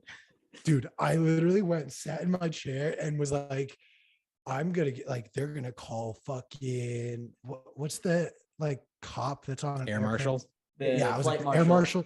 I was like, the air marshal's gonna come up to me and talk to me. They're gonna search me for all my shit right now. Or like when I get off the airplane, like they'll have cops. Like, I'm high at this point, so I'm like genuinely scared. And dude, nothing. That's my crazy airplane story. No, man, you can get away with anything as long as you're like huge smile on your face and like super genuine. Like you're just like, I don't know, man. Like, what? You're as confused as I am. Oh my I'm just saying, like, look, there was a moment where I was sitting in that toilet before I opened the door. Do you guys remember the movie Harold and Kumar Go to Guantanamo Bay? Wait, that's not a real movie. You've never seen Harold and Kumar Go to Guantanamo Bay? No, but now I've I'm heard gonna of watch it, but I've seen the first one, the White Castle one. Harold and Kumar Go to White Castle. God. Jesus Christ. Guys, it literally picks up right after like the events of the White Castle. That makes sense. White Castle and then Guantanamo Bay. They're just two. Well, so one. what happens is, So how does it relate to Bitcoin? it does. We're just like on this tangent right now. Essentially, dude, there were 69 people watching the stream right now to follow the model girl that Harold like wants to try to date. And so they get on a plane to like go to Amsterdam, but Kumar, being like the huge stoner he is, literally is like goes to the bathroom lavatory and has like a smokeless bong that he set up, but for some reason didn't close the door.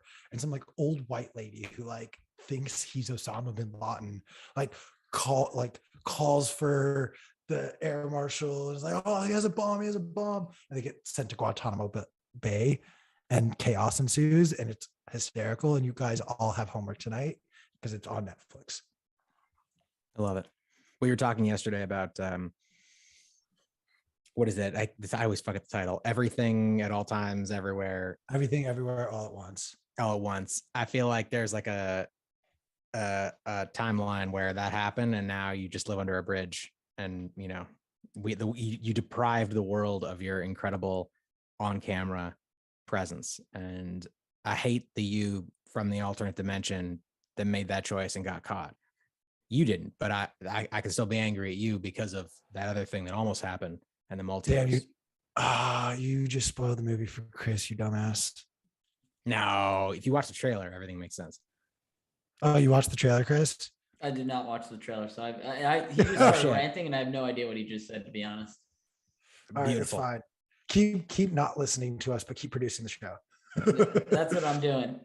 All right, wait, let's talk Bitcoin. But I want to start with the Square stuff just because it's like super short. I don't know if you guys took a look at their first investor day in almost 5 years. I was really hyped about it. I'm a big block bull, maybe not right now, but more generally, I like the work that they're doing. Ray alluded to some of the work that they're doing as well, as far as creating a decentralized marketplace. However, there wasn't a lot going on this investor day. It kind of fell flat.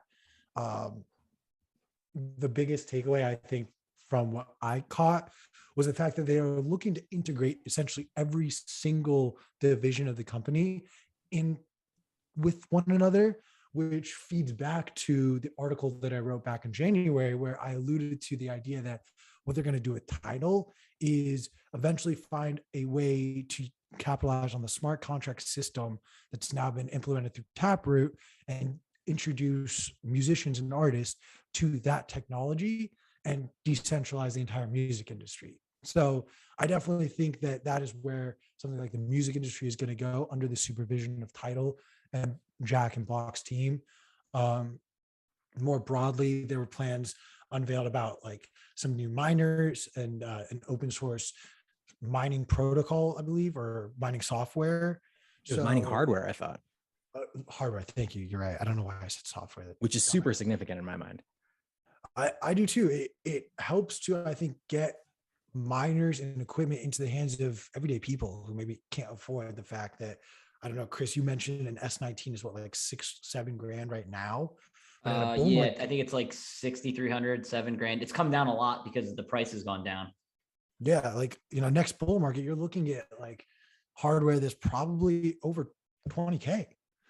So for like the next iteration, next generation of this type of hardware. So to create cheap access to hardware for everyone, I think is huge to further, I think, decentralize and keep the control of the Bitcoin network just spread. Because now that high cost of entry, like you're starting to see what is to stop 3 or 4 of the largest miners from essentially saying like, yo, if we wanted to just do our own thing, and we could, right? Like, well, I mean, so this is also the root of, sorry, go ahead. No, I mean, I think it's, so I agree with everything you said, except that, or I would say yes, and I haven't actually looked too deeply yet into the open source ASIC hardware announcement. So bear with me here, but the centralization of the production of ASICs to existing, supply lines, chip foundries is definitely in my mind, not a problem, but a challenge that we face, right? Not a lot of people know this, but many people in the Bitcoin space do, but chip foundries that produce 5 to 7 nanometer microchips, which are used in basically everything in the world that has a computer chip in it, they are the most capital intensive and human knowledge intensive thing that we as humans have ever produced. It takes about 10 years to build a chip foundry, and it takes experts in like multidisciplinary experts that take collectively hundreds of years of training in order to build these tools. Then it takes hundreds, if not thousands, of highly trained operators to operate these systems, and it represents an existential risk to not only Bitcoin mining, but so many broader things. I mean, the reason that car prices have skyrocketed is because the chip foundries, there was a global supply shortage. And the thing that's really interesting here is that companies have to basically, there's like 3 or 4 like major companies that have the expertise to be able to manufacture 5 and 7 nanometer microchips. And many of them, the majority of the world's chip foundries are in Taiwan, which is why the sort of, I would view it as an inevitability, this inevitable coming conflict between China, and ultimately it's not just between China and Taiwan, it's China and the rest of the world, because the rest of the world is dependent on those Taiwanese chip foundries in order to continue to basically operate as they do. And so there are a lot of decentralization efforts from a lot of different countries to basically build their own foundries and to decentralize and create more robust supply chains, because so many different supply chains were fucked by COVID and the lockdowns. And so I'm not sure where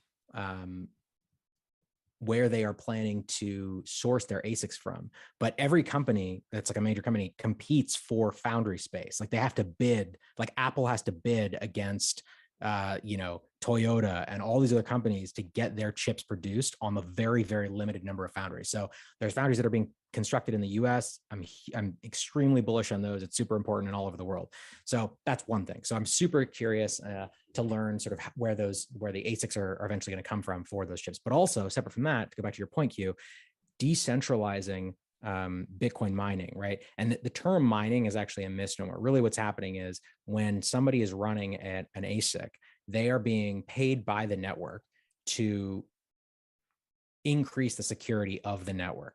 So miners basically run these ASICs that are doing these calculations, and the net effect of that is that they are securing the network, making it economically infeasible for another entity or a group of entities, like a country or a bunch of the largest mining pools collaborating. They're making it economically infeasible to sustain an attack against the Bitcoin network and slow or delay blocks, or let's say mining empty blocks, from being something that you could do. It would cost hundreds of millions of dollars to, again, this would only be a temporary delay to temporarily attack the Bitcoin network. And that's by dint of the fact that there are so many people who are incentivized to mine Bitcoin by the economics of the network. So anyway, to your point, the more we can decentralize that, the better off we are. I think we are definitely going to move into a world where once ASICs, we're going to have ASICs in everything.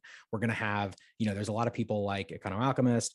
Coin Heated is someone who spoke at Bitcoin in 2022. He's amazing. He's been building pools, like heating hot tubs, heating pools with ASICs super effectively, super efficiently, because miners are really interesting in that they're extremely efficient. They're basically extremely efficient space heaters, and they sort of double in that they make the network more secure, and you get paid in Bitcoin to operate them.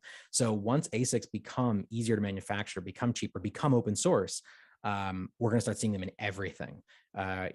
People are heating their houses with ASICs. People are heating pools with ASICs. People are heating greenhouses with ASICs. There's a ton of stuff you can do where instead of just venting that waste heat out into the atmosphere, which is not bad for the environment, it's just literally just heat.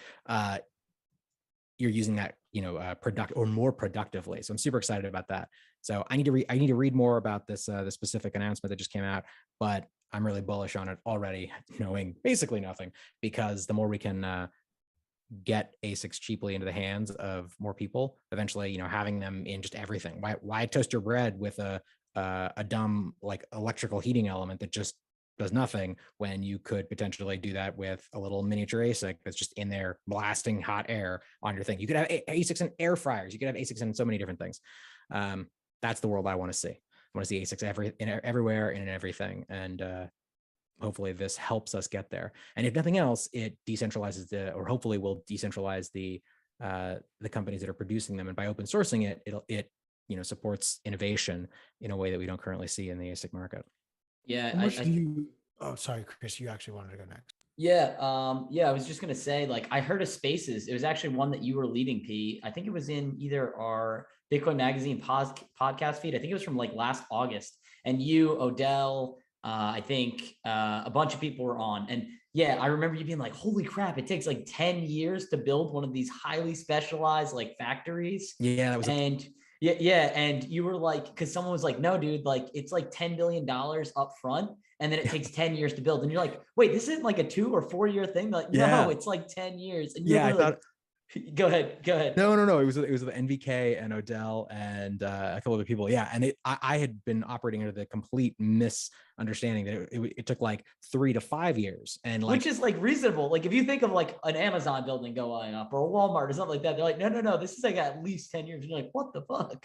Like, it's crazy. And to your point, like TSMC or Taiwan semiconductor chip manufacturer, I believe that's the acronym for the company that's based at Taiwan.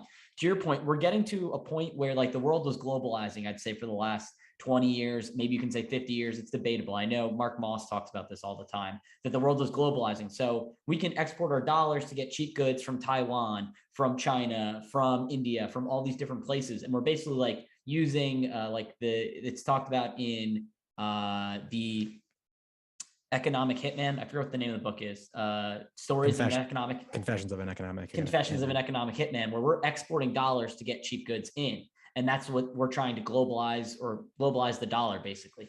But in doing so, we put risk of globalization that we see like during the pandemic, when we're like, hey, China, you need to give us a bunch of masks. And they're like, hey, screw you guys, we're helping ourselves first. Like, and whether you like the Chinese or not, I don't blame them. Like, that makes more sense. Like, we're going to help ourselves before we help you. Once we help ourselves, then we can help you. But it's just, it's very interesting. And I think it plays out that like, the world was like always thought that there was going to be this free and easy trade from other nations. It's like when you start going into wartime, not saying that a war is going to break out, even though you could look at Ukraine and Russia, but like that's very much the way it could be with any nation, where they're going to help themselves and not help you because you're now the enemy. And so I think for the longest time, we were taking advantage of the TSMC, and just like you said, like Apple was like bidding to win chips to put in their iPhones. But at the same time, the Chinese are like, you're going to give us cheap chips or we're going to invade you. And Taiwan's kind of been playing the game that they're like, yeah, like we love the US, we're friendly with them, but that does not mean we're going to do things to piss off the Chinese. So like they'll prioritize like the Chinese over it, but then they're still like, okay, Apple's an American company. We want the help of an American company that's very powerful. So like they're gaming all this thing. Like, but if the US government tomorrow would be like, hey, you've got to send this, I bet Taiwan would be like, yeah, like we appreciate that, but like we can't. Like, and they're kind of caught between a rock and a hard place. So they're like, we'll gladly take the Chinese money, we'll gladly take the US's support, but like the two things are going to come to a head eventually. And that's kind of what we're seeing. And to P's point, it takes a while to build these things. So they can game it for the next 5, 8, 10 years, however long it takes to build. Hopefully we can build it faster, but then we're even seeing supply chain shortages in steel, in all these different commodities. So it's like, they know, like, it's like, they're like, okay, we can still gaming this for the longest time possible. So it's just very interesting dynamic. Q, I know you wanted to say something. I just wanted to, on like the idea that obviously P is saying this in jest, but like we see everything being turned into like a smart object. Like your fridge is now smart. You can have smart toasters. You can have a smart coffee maker, a smart TV. Are you saying that we're going to have everything be a miner? Like a miner will essentially be running the electricity or helping to power the electricity that powers my refrigerator one day? Or is that just the world that you hope to live in? No, I'm saying that people will be incentivized to like you can literally think of ASICs. Again, they're extremely efficient at literally just producing heat. So any application that you can currently think of that require where you have heat, where only heat is being produced, you could in theory replace that with ASICs. The most common one is central air, right? Central air heating systems. There's no reason from a financial perspective that it wouldn't make sense to have Bitcoin miners as part of your AC system. In fact, people do this because the beauty, like the thing that is really interesting about running ASICs is that you can start and stop them whenever the heck you want to. And there's no issue there, right? You're when you're contributing to a mining pool, you turn on that hash rate, you're mining Bitcoin, you're producing heat, and then you turn them off whenever you want to. And so the reason that there are so many interesting, we're seeing energy producers starting to mine, because if you're producing energy, you have a lot of waste energy, right? When you have an electrical power station, I forget what the exact drop off is, but you lose a massive amount of electricity the longer you have to transmit it. So something like when you build a new electrical, basically every electrical power plant has to produce like 50% more power than is ever used. I think it may even be more than that. I can take this because it was kind of my previous job was. Oh yeah, of course. Energy. Yeah. Jump in. Yeah, no. So P's right. I mean, just from the time of generation to getting it through your switch yard out to the grid, you lose about 30%.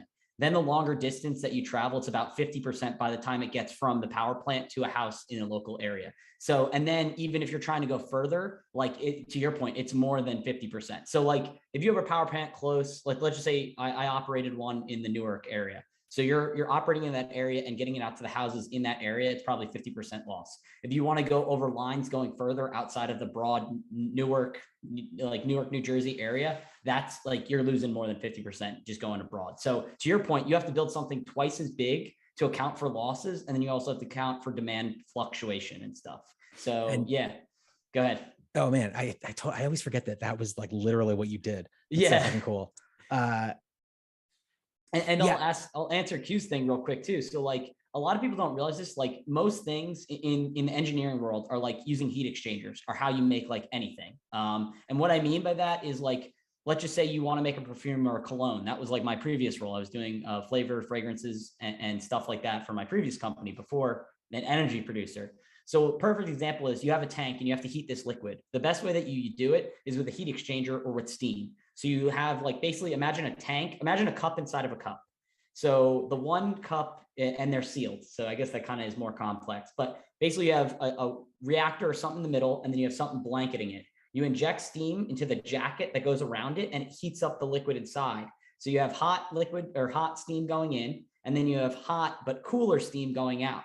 And to P's point, you're trying to find ways to take that heat and go elsewhere. So like, let's say you want to preheat the liquid. You could send that cooler steam to the front end where it's being stored to keep it warmer. So you don't require as much energy, and you're trying to, as efficiently as possible, use all the energy possible until the steam's turning into water. And then once it turns to water, you got to run it back into your system, reheat it up again. And then, you know, you do the whole process over again.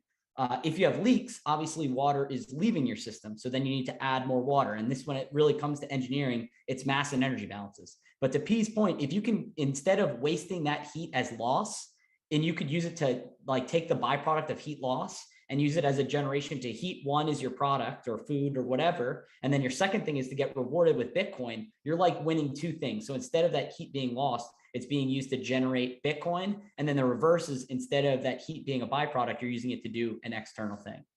So I hope I said that simply. I know engineering is very complex and it's hard to bring it down or explain it in a simple way. I can go into all the, I'll keep you guys from getting bored with the differential equations and all that shit that I had to do while I was in school and in the working world. But that's pretty much the basis of it. That's fucking awesome. I'm so, yeah, no. I love it. The other thing is that my understanding is that if you're running a power plant, you can't just like turn it on and turn it off. I mean, you can increase demand and decrease demand slightly, but ultimately for a significant portion of the time, you just have to keep the generation systems running. And you're literally just like hemorrhaging energy because you can't spin those things down. And so Bitcoin provides an interesting opportunity for power plants to, instead of just like wasting that excess energy when, for example, you know, people are not running their air conditioners. Instead, you just pump that into the ASICs, mine Bitcoin, and you're essentially using Bitcoin as a storage medium for that excess energy.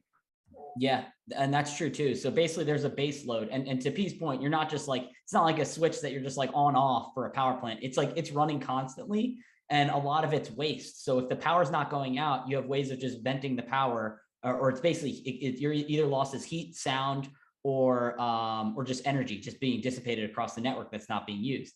And it looks very much like a sine wave. So if you think back to college or high school, if you learned about like that, so think of like as the wave goes up, or you're using more energy, and then as demand diminishes, it's going down.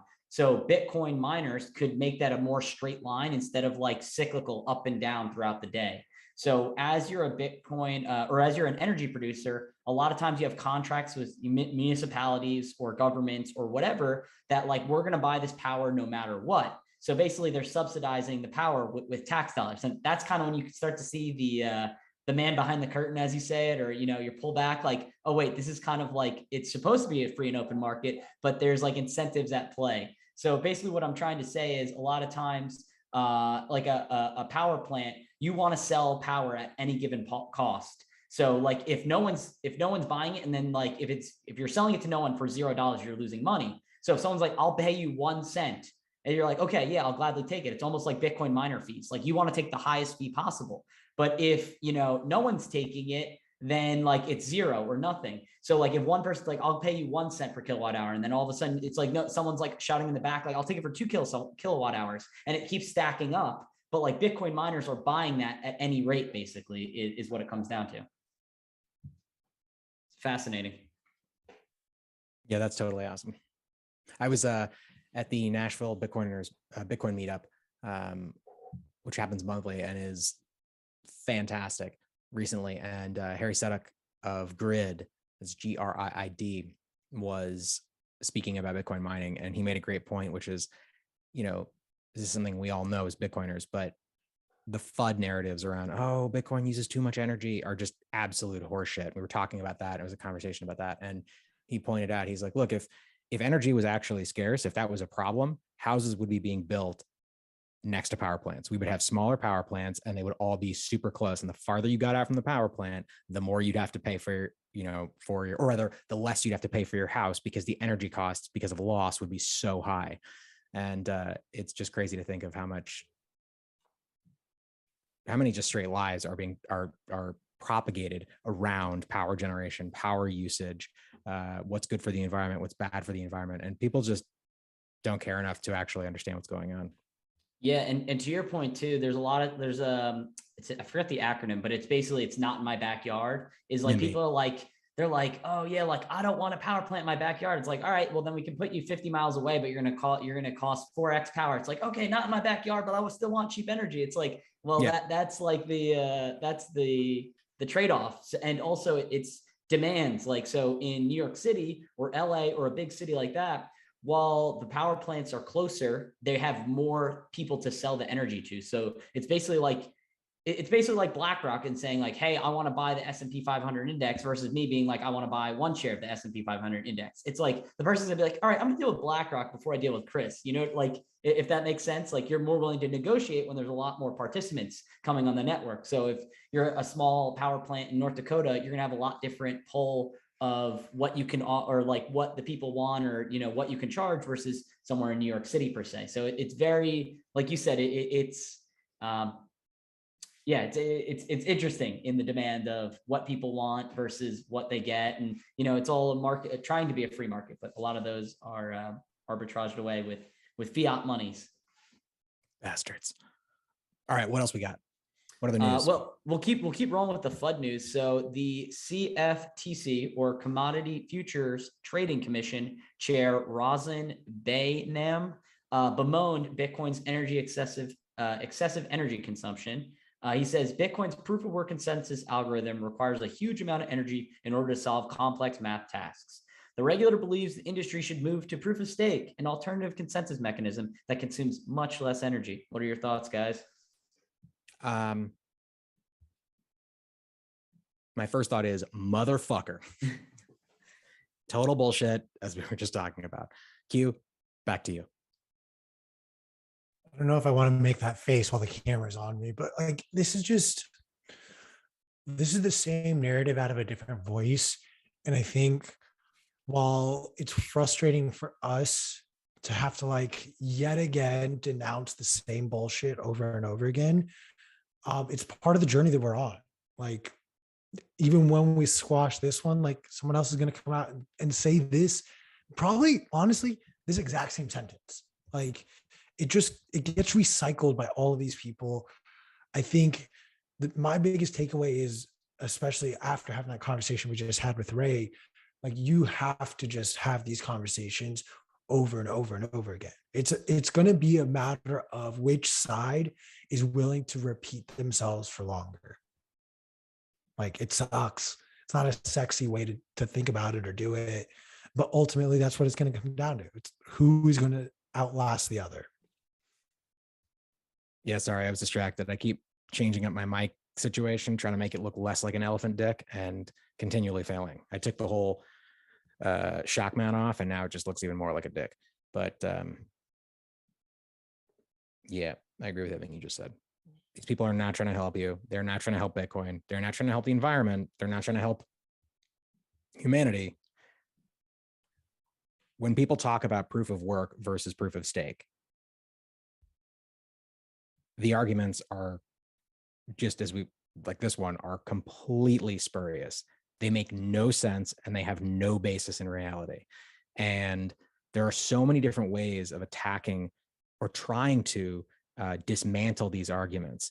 You can say things like, if energy, like, when people are like, oh, you are into Bitcoin, like, why do you care about just, eating power? And you can just say, well, do you have a dryer? You do. Oh, well, dryers in the US consume something like 10 times the amount of energy that in the US alone than the Bitcoin network does. And there are so many other examples like that. Always on devices, power bricks that you like plug into the wall and then just leave, like your phone charger. All of those summed consume a massive amount of energy, but nobody gives a shit about those. And the reason is because this isn't about energy. It's not about actually using too much energy or using too little energy or whatever the fuck. It's about trying to FUD Bitcoin. And it's also about these sort of Malthusian fear spells, which is to say, trying to convince people that humanity is terrible and that we should all be living in holes in the ground and not having, not having children, not reproducing, not investing in ourselves and the people around us. And it's all just fucked. But however, when we're talking about energy, engaging in that line of reasoning, while valid, while real, is actually a mistake, because you just get dragged down into the weeds, and people will always be able to throw out something like, what about this? What about that? Or, as is the most common, we're talking about Bitcoin, they will just simply make statistics up, or they will take statistics out of context, and it's just a losing battle. The reality is you should be able to do whatever the fuck you want with your energy and with your resources. If you're paying for electricity, and if we operate in a free market, which we don't, you should be able to use that electricity to do whatever you want. Nobody complains about, VCRs use too much electricity, Xboxes use too much electricity. Nobody says that shit because it doesn't matter. That's not actually what we're talking about here.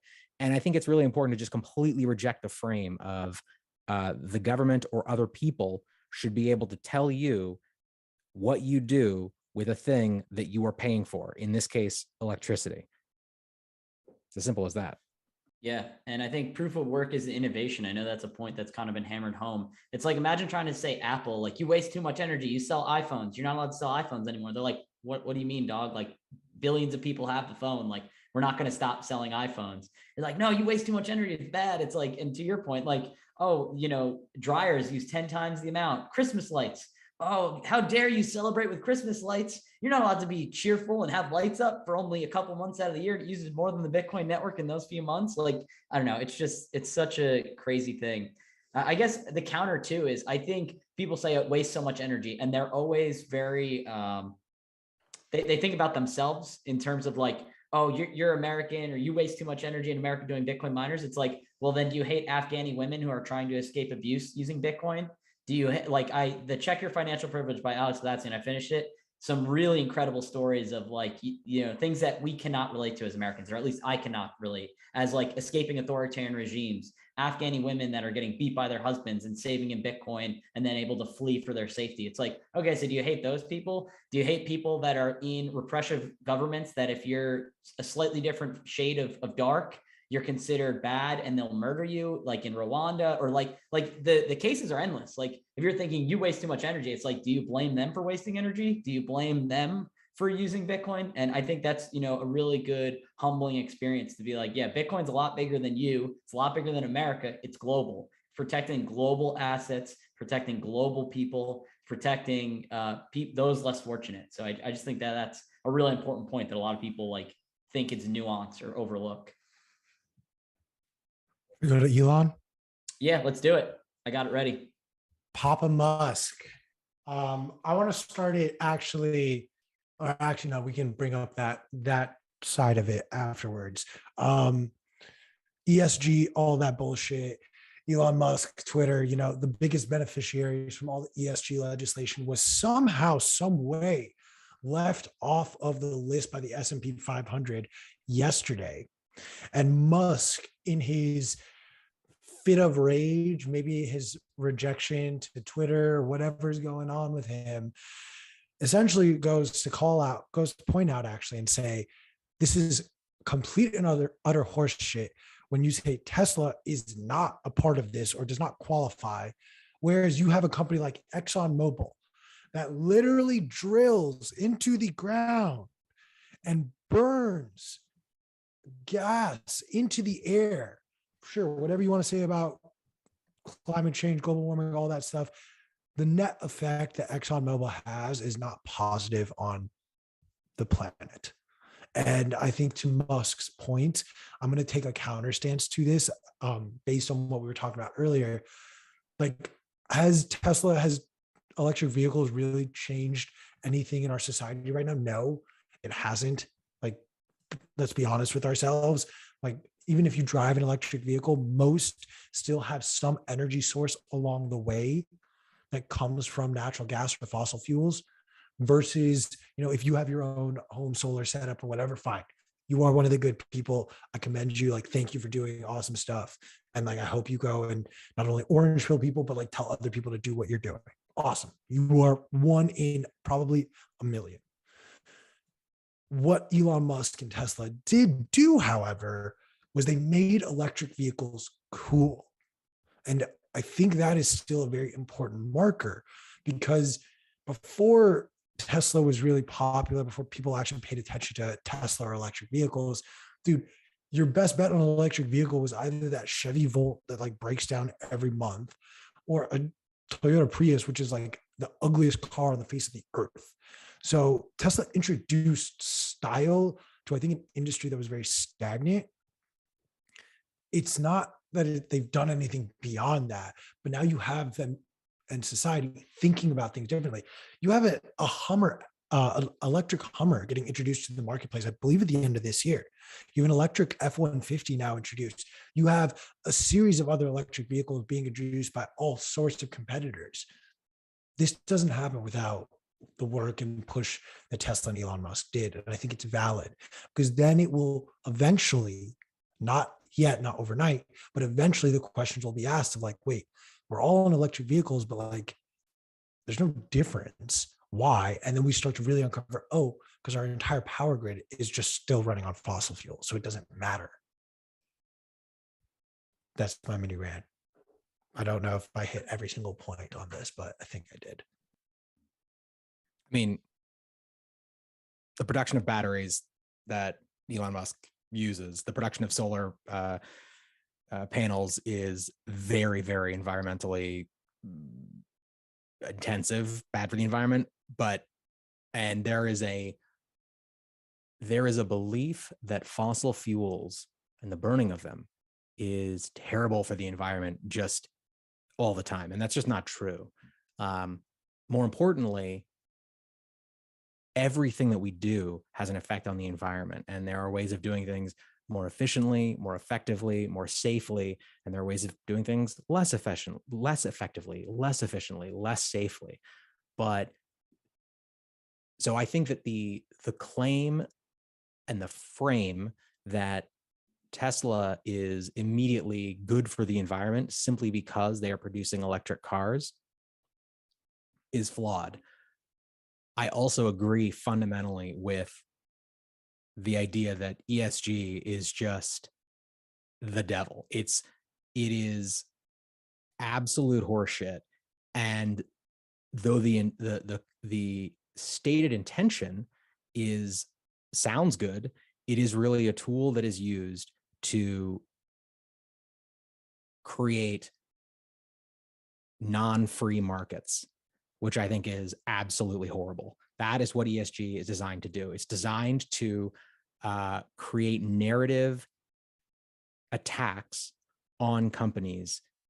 It is not designed to improve the things that ESG is stated to try to improve. It's absolute horseshit. And from that perspective, I think it's complete bullshit that Tesla got dropped from this. We're just in a clown world right now, is the issue. I also want to just continue to point out Elon Musk's further unwind yesterday. Chris is about to throw a tweet up on the screen, but in his fits of rage, Elon Musk decided to share with the entire world also that he has pretty much, I don't know if he's saying he's always voted Democrat, but that he's been a lifelong Democrat, but that after this, he's going to vote Republican going forward. However, just watch the smear campaign start to come out against him. And I saw some people circulating the Elon didn't suicide himself stuff and whatnot. We're not going to push forward some of those narratives. However, I think it's very telling that a man who's very much has his finger on the pulse of DC between both sides of the aisle, he feels as though one party or one side is fighting disingenuously, while the other maybe may serve his best interest. Remains to be seen. I'm skeptical that any government entity will actually help individuals, unless you just maybe gave the largest ever tax payment in the history of the country. Then maybe they'll start to pay attention to you and what you need to be done. But I want to unwind a little bit more on this ESG narrative. Ooh, that almost could have been very bad. ESG stands for environmental, social, and corporate governance, to evaluate the extent to which a corporation works on behalf of social goals that go beyond the role of a corporation to maximize profits on behalf of corporate shareholders. So like, what are you doing for the environment, society, or corporate governance? That's the one that I really have an issue with, and I'd like to start there. But corporate governance is like the diversity initiatives. It's like having, the same number of women as men at your company. That's one of the main sort of bearings of corporate governance. But also you can make up these metrics. You don't necessarily have to say like our goal at a company is to have 50-50 parity. No, your goal of the company could be, I want 90% men, 10% women. Boom. Like you get to make up those goals for yourself. And it's across the board on all of these things. And then you get to share like, hey, we accomplished these like 3 things. So therefore, like we're ESG compliant, like we're good guys. Meanwhile, like you don't see the millions of shitty things that had to be done in order to prop up this like one good thing that now they get a gold star in the eyes of, oh wait, themselves. So the societal and environmental stuff like I think, get to be a little bit more expanded out. And I put expanded in quotes because like there are environmental regulations, but then of course, like you have carbon credits that Tesla makes all of their money just selling carbon credits. So again, it's like, it's a weird system, in my opinion, that was created by a bunch of people to like award themselves and make themselves try to look good in the eyes of others when they've essentially just like burned that bridge after fucking over everyone for so long. That's the way I all virtue look at ESG. signaling. 100%. It's all virtue signaling by people doing it amongst themselves by criteria they themselves come up with to then present to everyone else like, see, we're doing good. It's like, wait, but that's not what I asked for. That's not the environmental impact I want. Like you're not actually helping my priorities. You're just helping your priorities. And then now it becomes a new narrative of investing. It's like, well, are you an ESG investor? Like my portfolio is like ESG heavy. You have ESG ETFs popping up and we're still waiting for our Bitcoin ETF. But sure, let's give more centralized power and control to centralized entities that can make up the rules for themselves to either make themselves look better or worse, depending on how many shares they're sitting on or selling. Shit is whack, yo. That's I'm in my the mood professional today, take. clearly. I guess I'll comment on it. And just to clarify, that was a screenshot from another person that posted, David Rothschild's. I know it was liked in the tweet. I don't want to think that we're picking sides with Elon or one party over the other. We like to believe that we're pretty apolitical here. I think it's very interesting, though, that Elon went more of the political route. And I know Elon's kind of a troll master and he's always trying to play like 4D chess. It takes me back to like, I guess the 90s when Michael Jordan was like, there was some political rife going on or something more liberal. And they were like, hey, like the Democrats or the liberals were asking Michael Jordan to speak out. He's like, and I remember this quote, I was young too. They're like, he's like, Republicans like shoes too. And he sold like record numbers of shoes or Air Jordans, basically. So I'm just very, it's interesting that Elon, being a business guy, went more the political route. He obviously knows that like you're going to ostracize at least half your population by doing so. So it's weird. I don't know. You want me to be honest with you, man? Like, yeah, no, I'm yeah. California, blue state, like very green forward. I live in LA. There are Teslas all over this fucking place. That's not going to stop. Like people in LA who vote Democrat are not going to not go buy a Tesla because Elon Musk votes Republican. And there's precedent for this because In-N-Out is one of the most conservative companies and businesses in the country. I never knew that, to be honest. I did not know In-N-Out was a very conservative. In-N-Out is like was donating to Donald Trump, hardcore conservative. I don't not go to In-N-Out. Shit, Yeah. I had In-N-Out yesterday, and I'm probably gonna have it again this weekend. Like, So I don't wait, give a shit. You think So the wait, product speaks for itself then, basically, is what you're saying. Yeah, You're voting like- with you're voting with your dollars. You don't really care about their political affiliation. Like there are like I wait, don't wait. like using the terminology of they made things cool, but like there is validity in that. There is validity because there is a brand cachet now with Tesla. Like there just is. Whether or not we like that doesn't mean it doesn't exist for other people. And so Also, there's though, still, go ahead, the Pete. Tesla brand is more than just Elon Musk. Like Tesla employs what, hundreds of thousands, maybe not that many, but tens of thousands of people across the United States, probably hundreds of thousands across the world. It's more than just one man. So it's like, at the end of the day, Musk understands, as you said, he is an expert troll. Like that is one of his massive superpowers. So no one should be viewing his tweets as genuine is the wrong word, but like in the same way that, you know, with the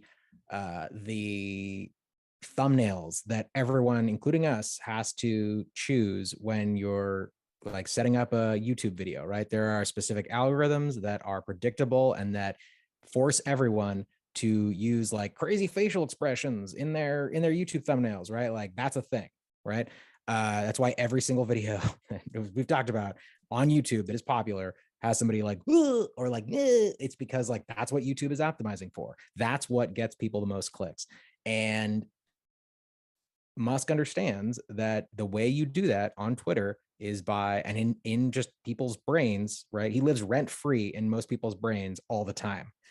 And to think that anything that he is saying, anything that he's communicating, any of his actions are not very, very carefully designed to increase his mental real estate in the average American's brain is incredibly naive at best. And that's what's going on here. Like, who the fuck knows what he actually thinks, what he actually feels, or what his motivations are? He's a smart dude, right? And I think trying to pull apart his specific motivations, whether or not he's actually going to follow through on some random thing he said, is a fool's errand, because ultimately,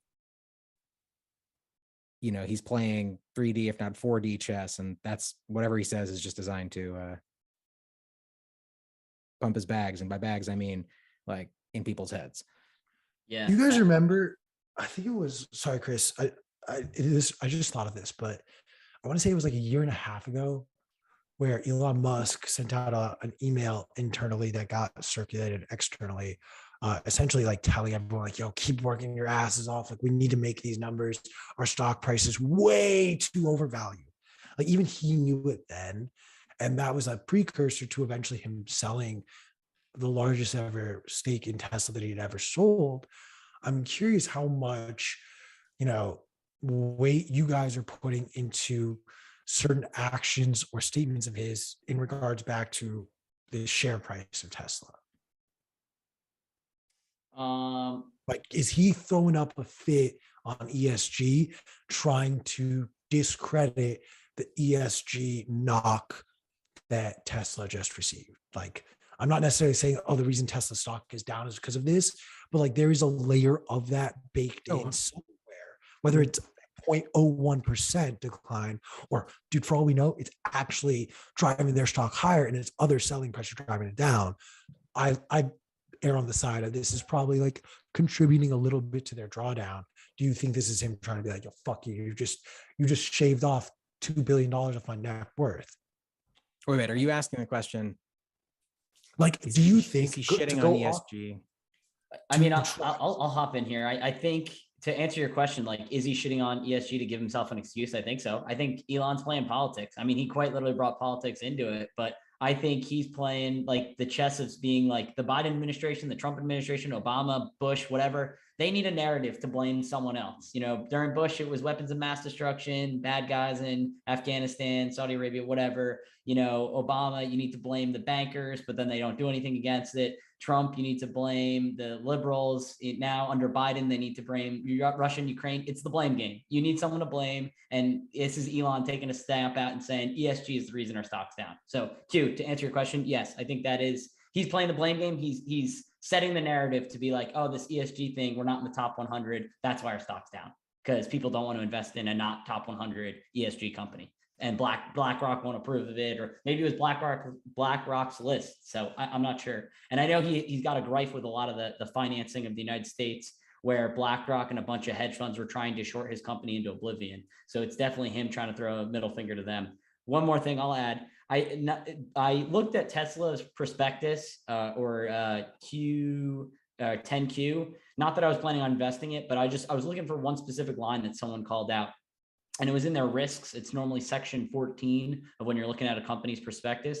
I think in this section, the first one or one of the early ones, they said like Elon Musk was one of the risks. Like literally, like normally it's like ESG mandates or like, government overreach or like supply chain issues. One of them literally said Elon Musk. And it like had a little blurb being like, we understand that Elon Musk is like a key part of this company being, the techno king. And like, it had like obviously his title in there as a joke, but they're like, God forbid something were to happen to Elon, like that could send our stock into a tizzy, basically saying if Elon were to get hit by a bus or something were to occur, like that could be very detrimental to the stock and the equity of the company, which I think is a fair assessment. To P's point, even though he is just one man of 40,000, 50,000, however many work in Tesla in the US and then hundreds of thousands globally, like if, it's exactly when Steve Jobs died, like the stock price took a hit. Obviously they ultimately recovered, and Tim Cook is a good CEO for Apple to bring the share price back up, but it's, it's still a risk in the short term that he is gone.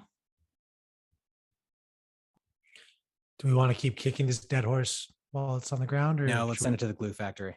Render it down. Right. Next topic. I got one more topic if you want. No, Chris, you lead this, and I actually don't. Oh, you just muted yourself. All right. So this was news. I had to actually check with our news team that Swift, or the forget what the name of it is, but basically the Swift system that initiates international bank transfers or transfers between banks, they are experimenting with CBDCs. So they are conducting an experiment with CBDC related tests for cross-border payments involving crypto. So they did not mention Bitcoin. They specifically said crypto in this article, and it was a small blurb mentioning it. The most notable being watched of being in Nigeria and the Bahamas. So I'm not quite sure what that means, but they said 9 nations are already operating with their own digital currency. And yeah, they were highlighting specifically Nigeria and the Bahamas. What are your thoughts on that? Like, we touched on this a little bit with Ray. There is definitely a need for stable coins. I just don't think government entities or people involved with the system that we're trying to tear down will have enough of an outsider perspective, and they will default too much to recreating the system that has failed us. And we will just run into this issue, if not in 6 months, 6 years, or 6 decades. And so that's why I'm a big believer and proponent of letting people who have zero experience or resume experience, I think is the best way to put it, working in the financial system, trying or attempting to rebuild something in this vein. But also, Do Kwon, like, sit your ass down, stop doing it, just go sit in timeout for like a year. No, for the rest of his fucking life. That was one thing Ray said that I didn't get a chance to be like, bro, what? I think, but I understood where he was coming from. He was basically saying like, look, I haven't done the homework yet. But Do Kwon, he was not acting in good faith. That was 100% him just being like, I'm gonna make all the money. And then he didn't give a shit about anybody else. And Yeah. Also, Do Kwon, you knew it. That's why you wouldn't come on the show. I asked you to come on. Oh, good God. No. He wouldn't come on. He wouldn't come on because he knew I would fucking call him out. Fair enough. That's all I got for me with news, guys. You got any other stories? Just one. Tickets for Bitcoin 2023 are on sale. And you need to lock in your tickets because they go up tomorrow. Prices go up tomorrow. I'm going to get so many people crying about this. And I'm just going to be like, I told you. You've had over a month to buy the cheapest tickets available. You can still buy the GA tickets with Bitcoin. We're sold out of the fiat, selling them through fiat. A whole bunch of announcements are coming out in like less than a month. look, you flew out to Miami, you're going to fly out to wherever we put it. It's going to be in America. I'm giving you that hint because you're a viewer, a listener, whoever you are out there. It'll be in America. Just come. It's going to be Bitcoin Disneyland. That's it. That's all I'm going to say, man. If you don't, like, the FOMO's real. Speaking of FOMO, you can use FOMO to get 10% off everything at the Bitcoin Magazine store. Just putting it out there. Good stuff. All right, my friends, should we call it? That's a wrap. Stay humble and stack sats. Do it. Peace.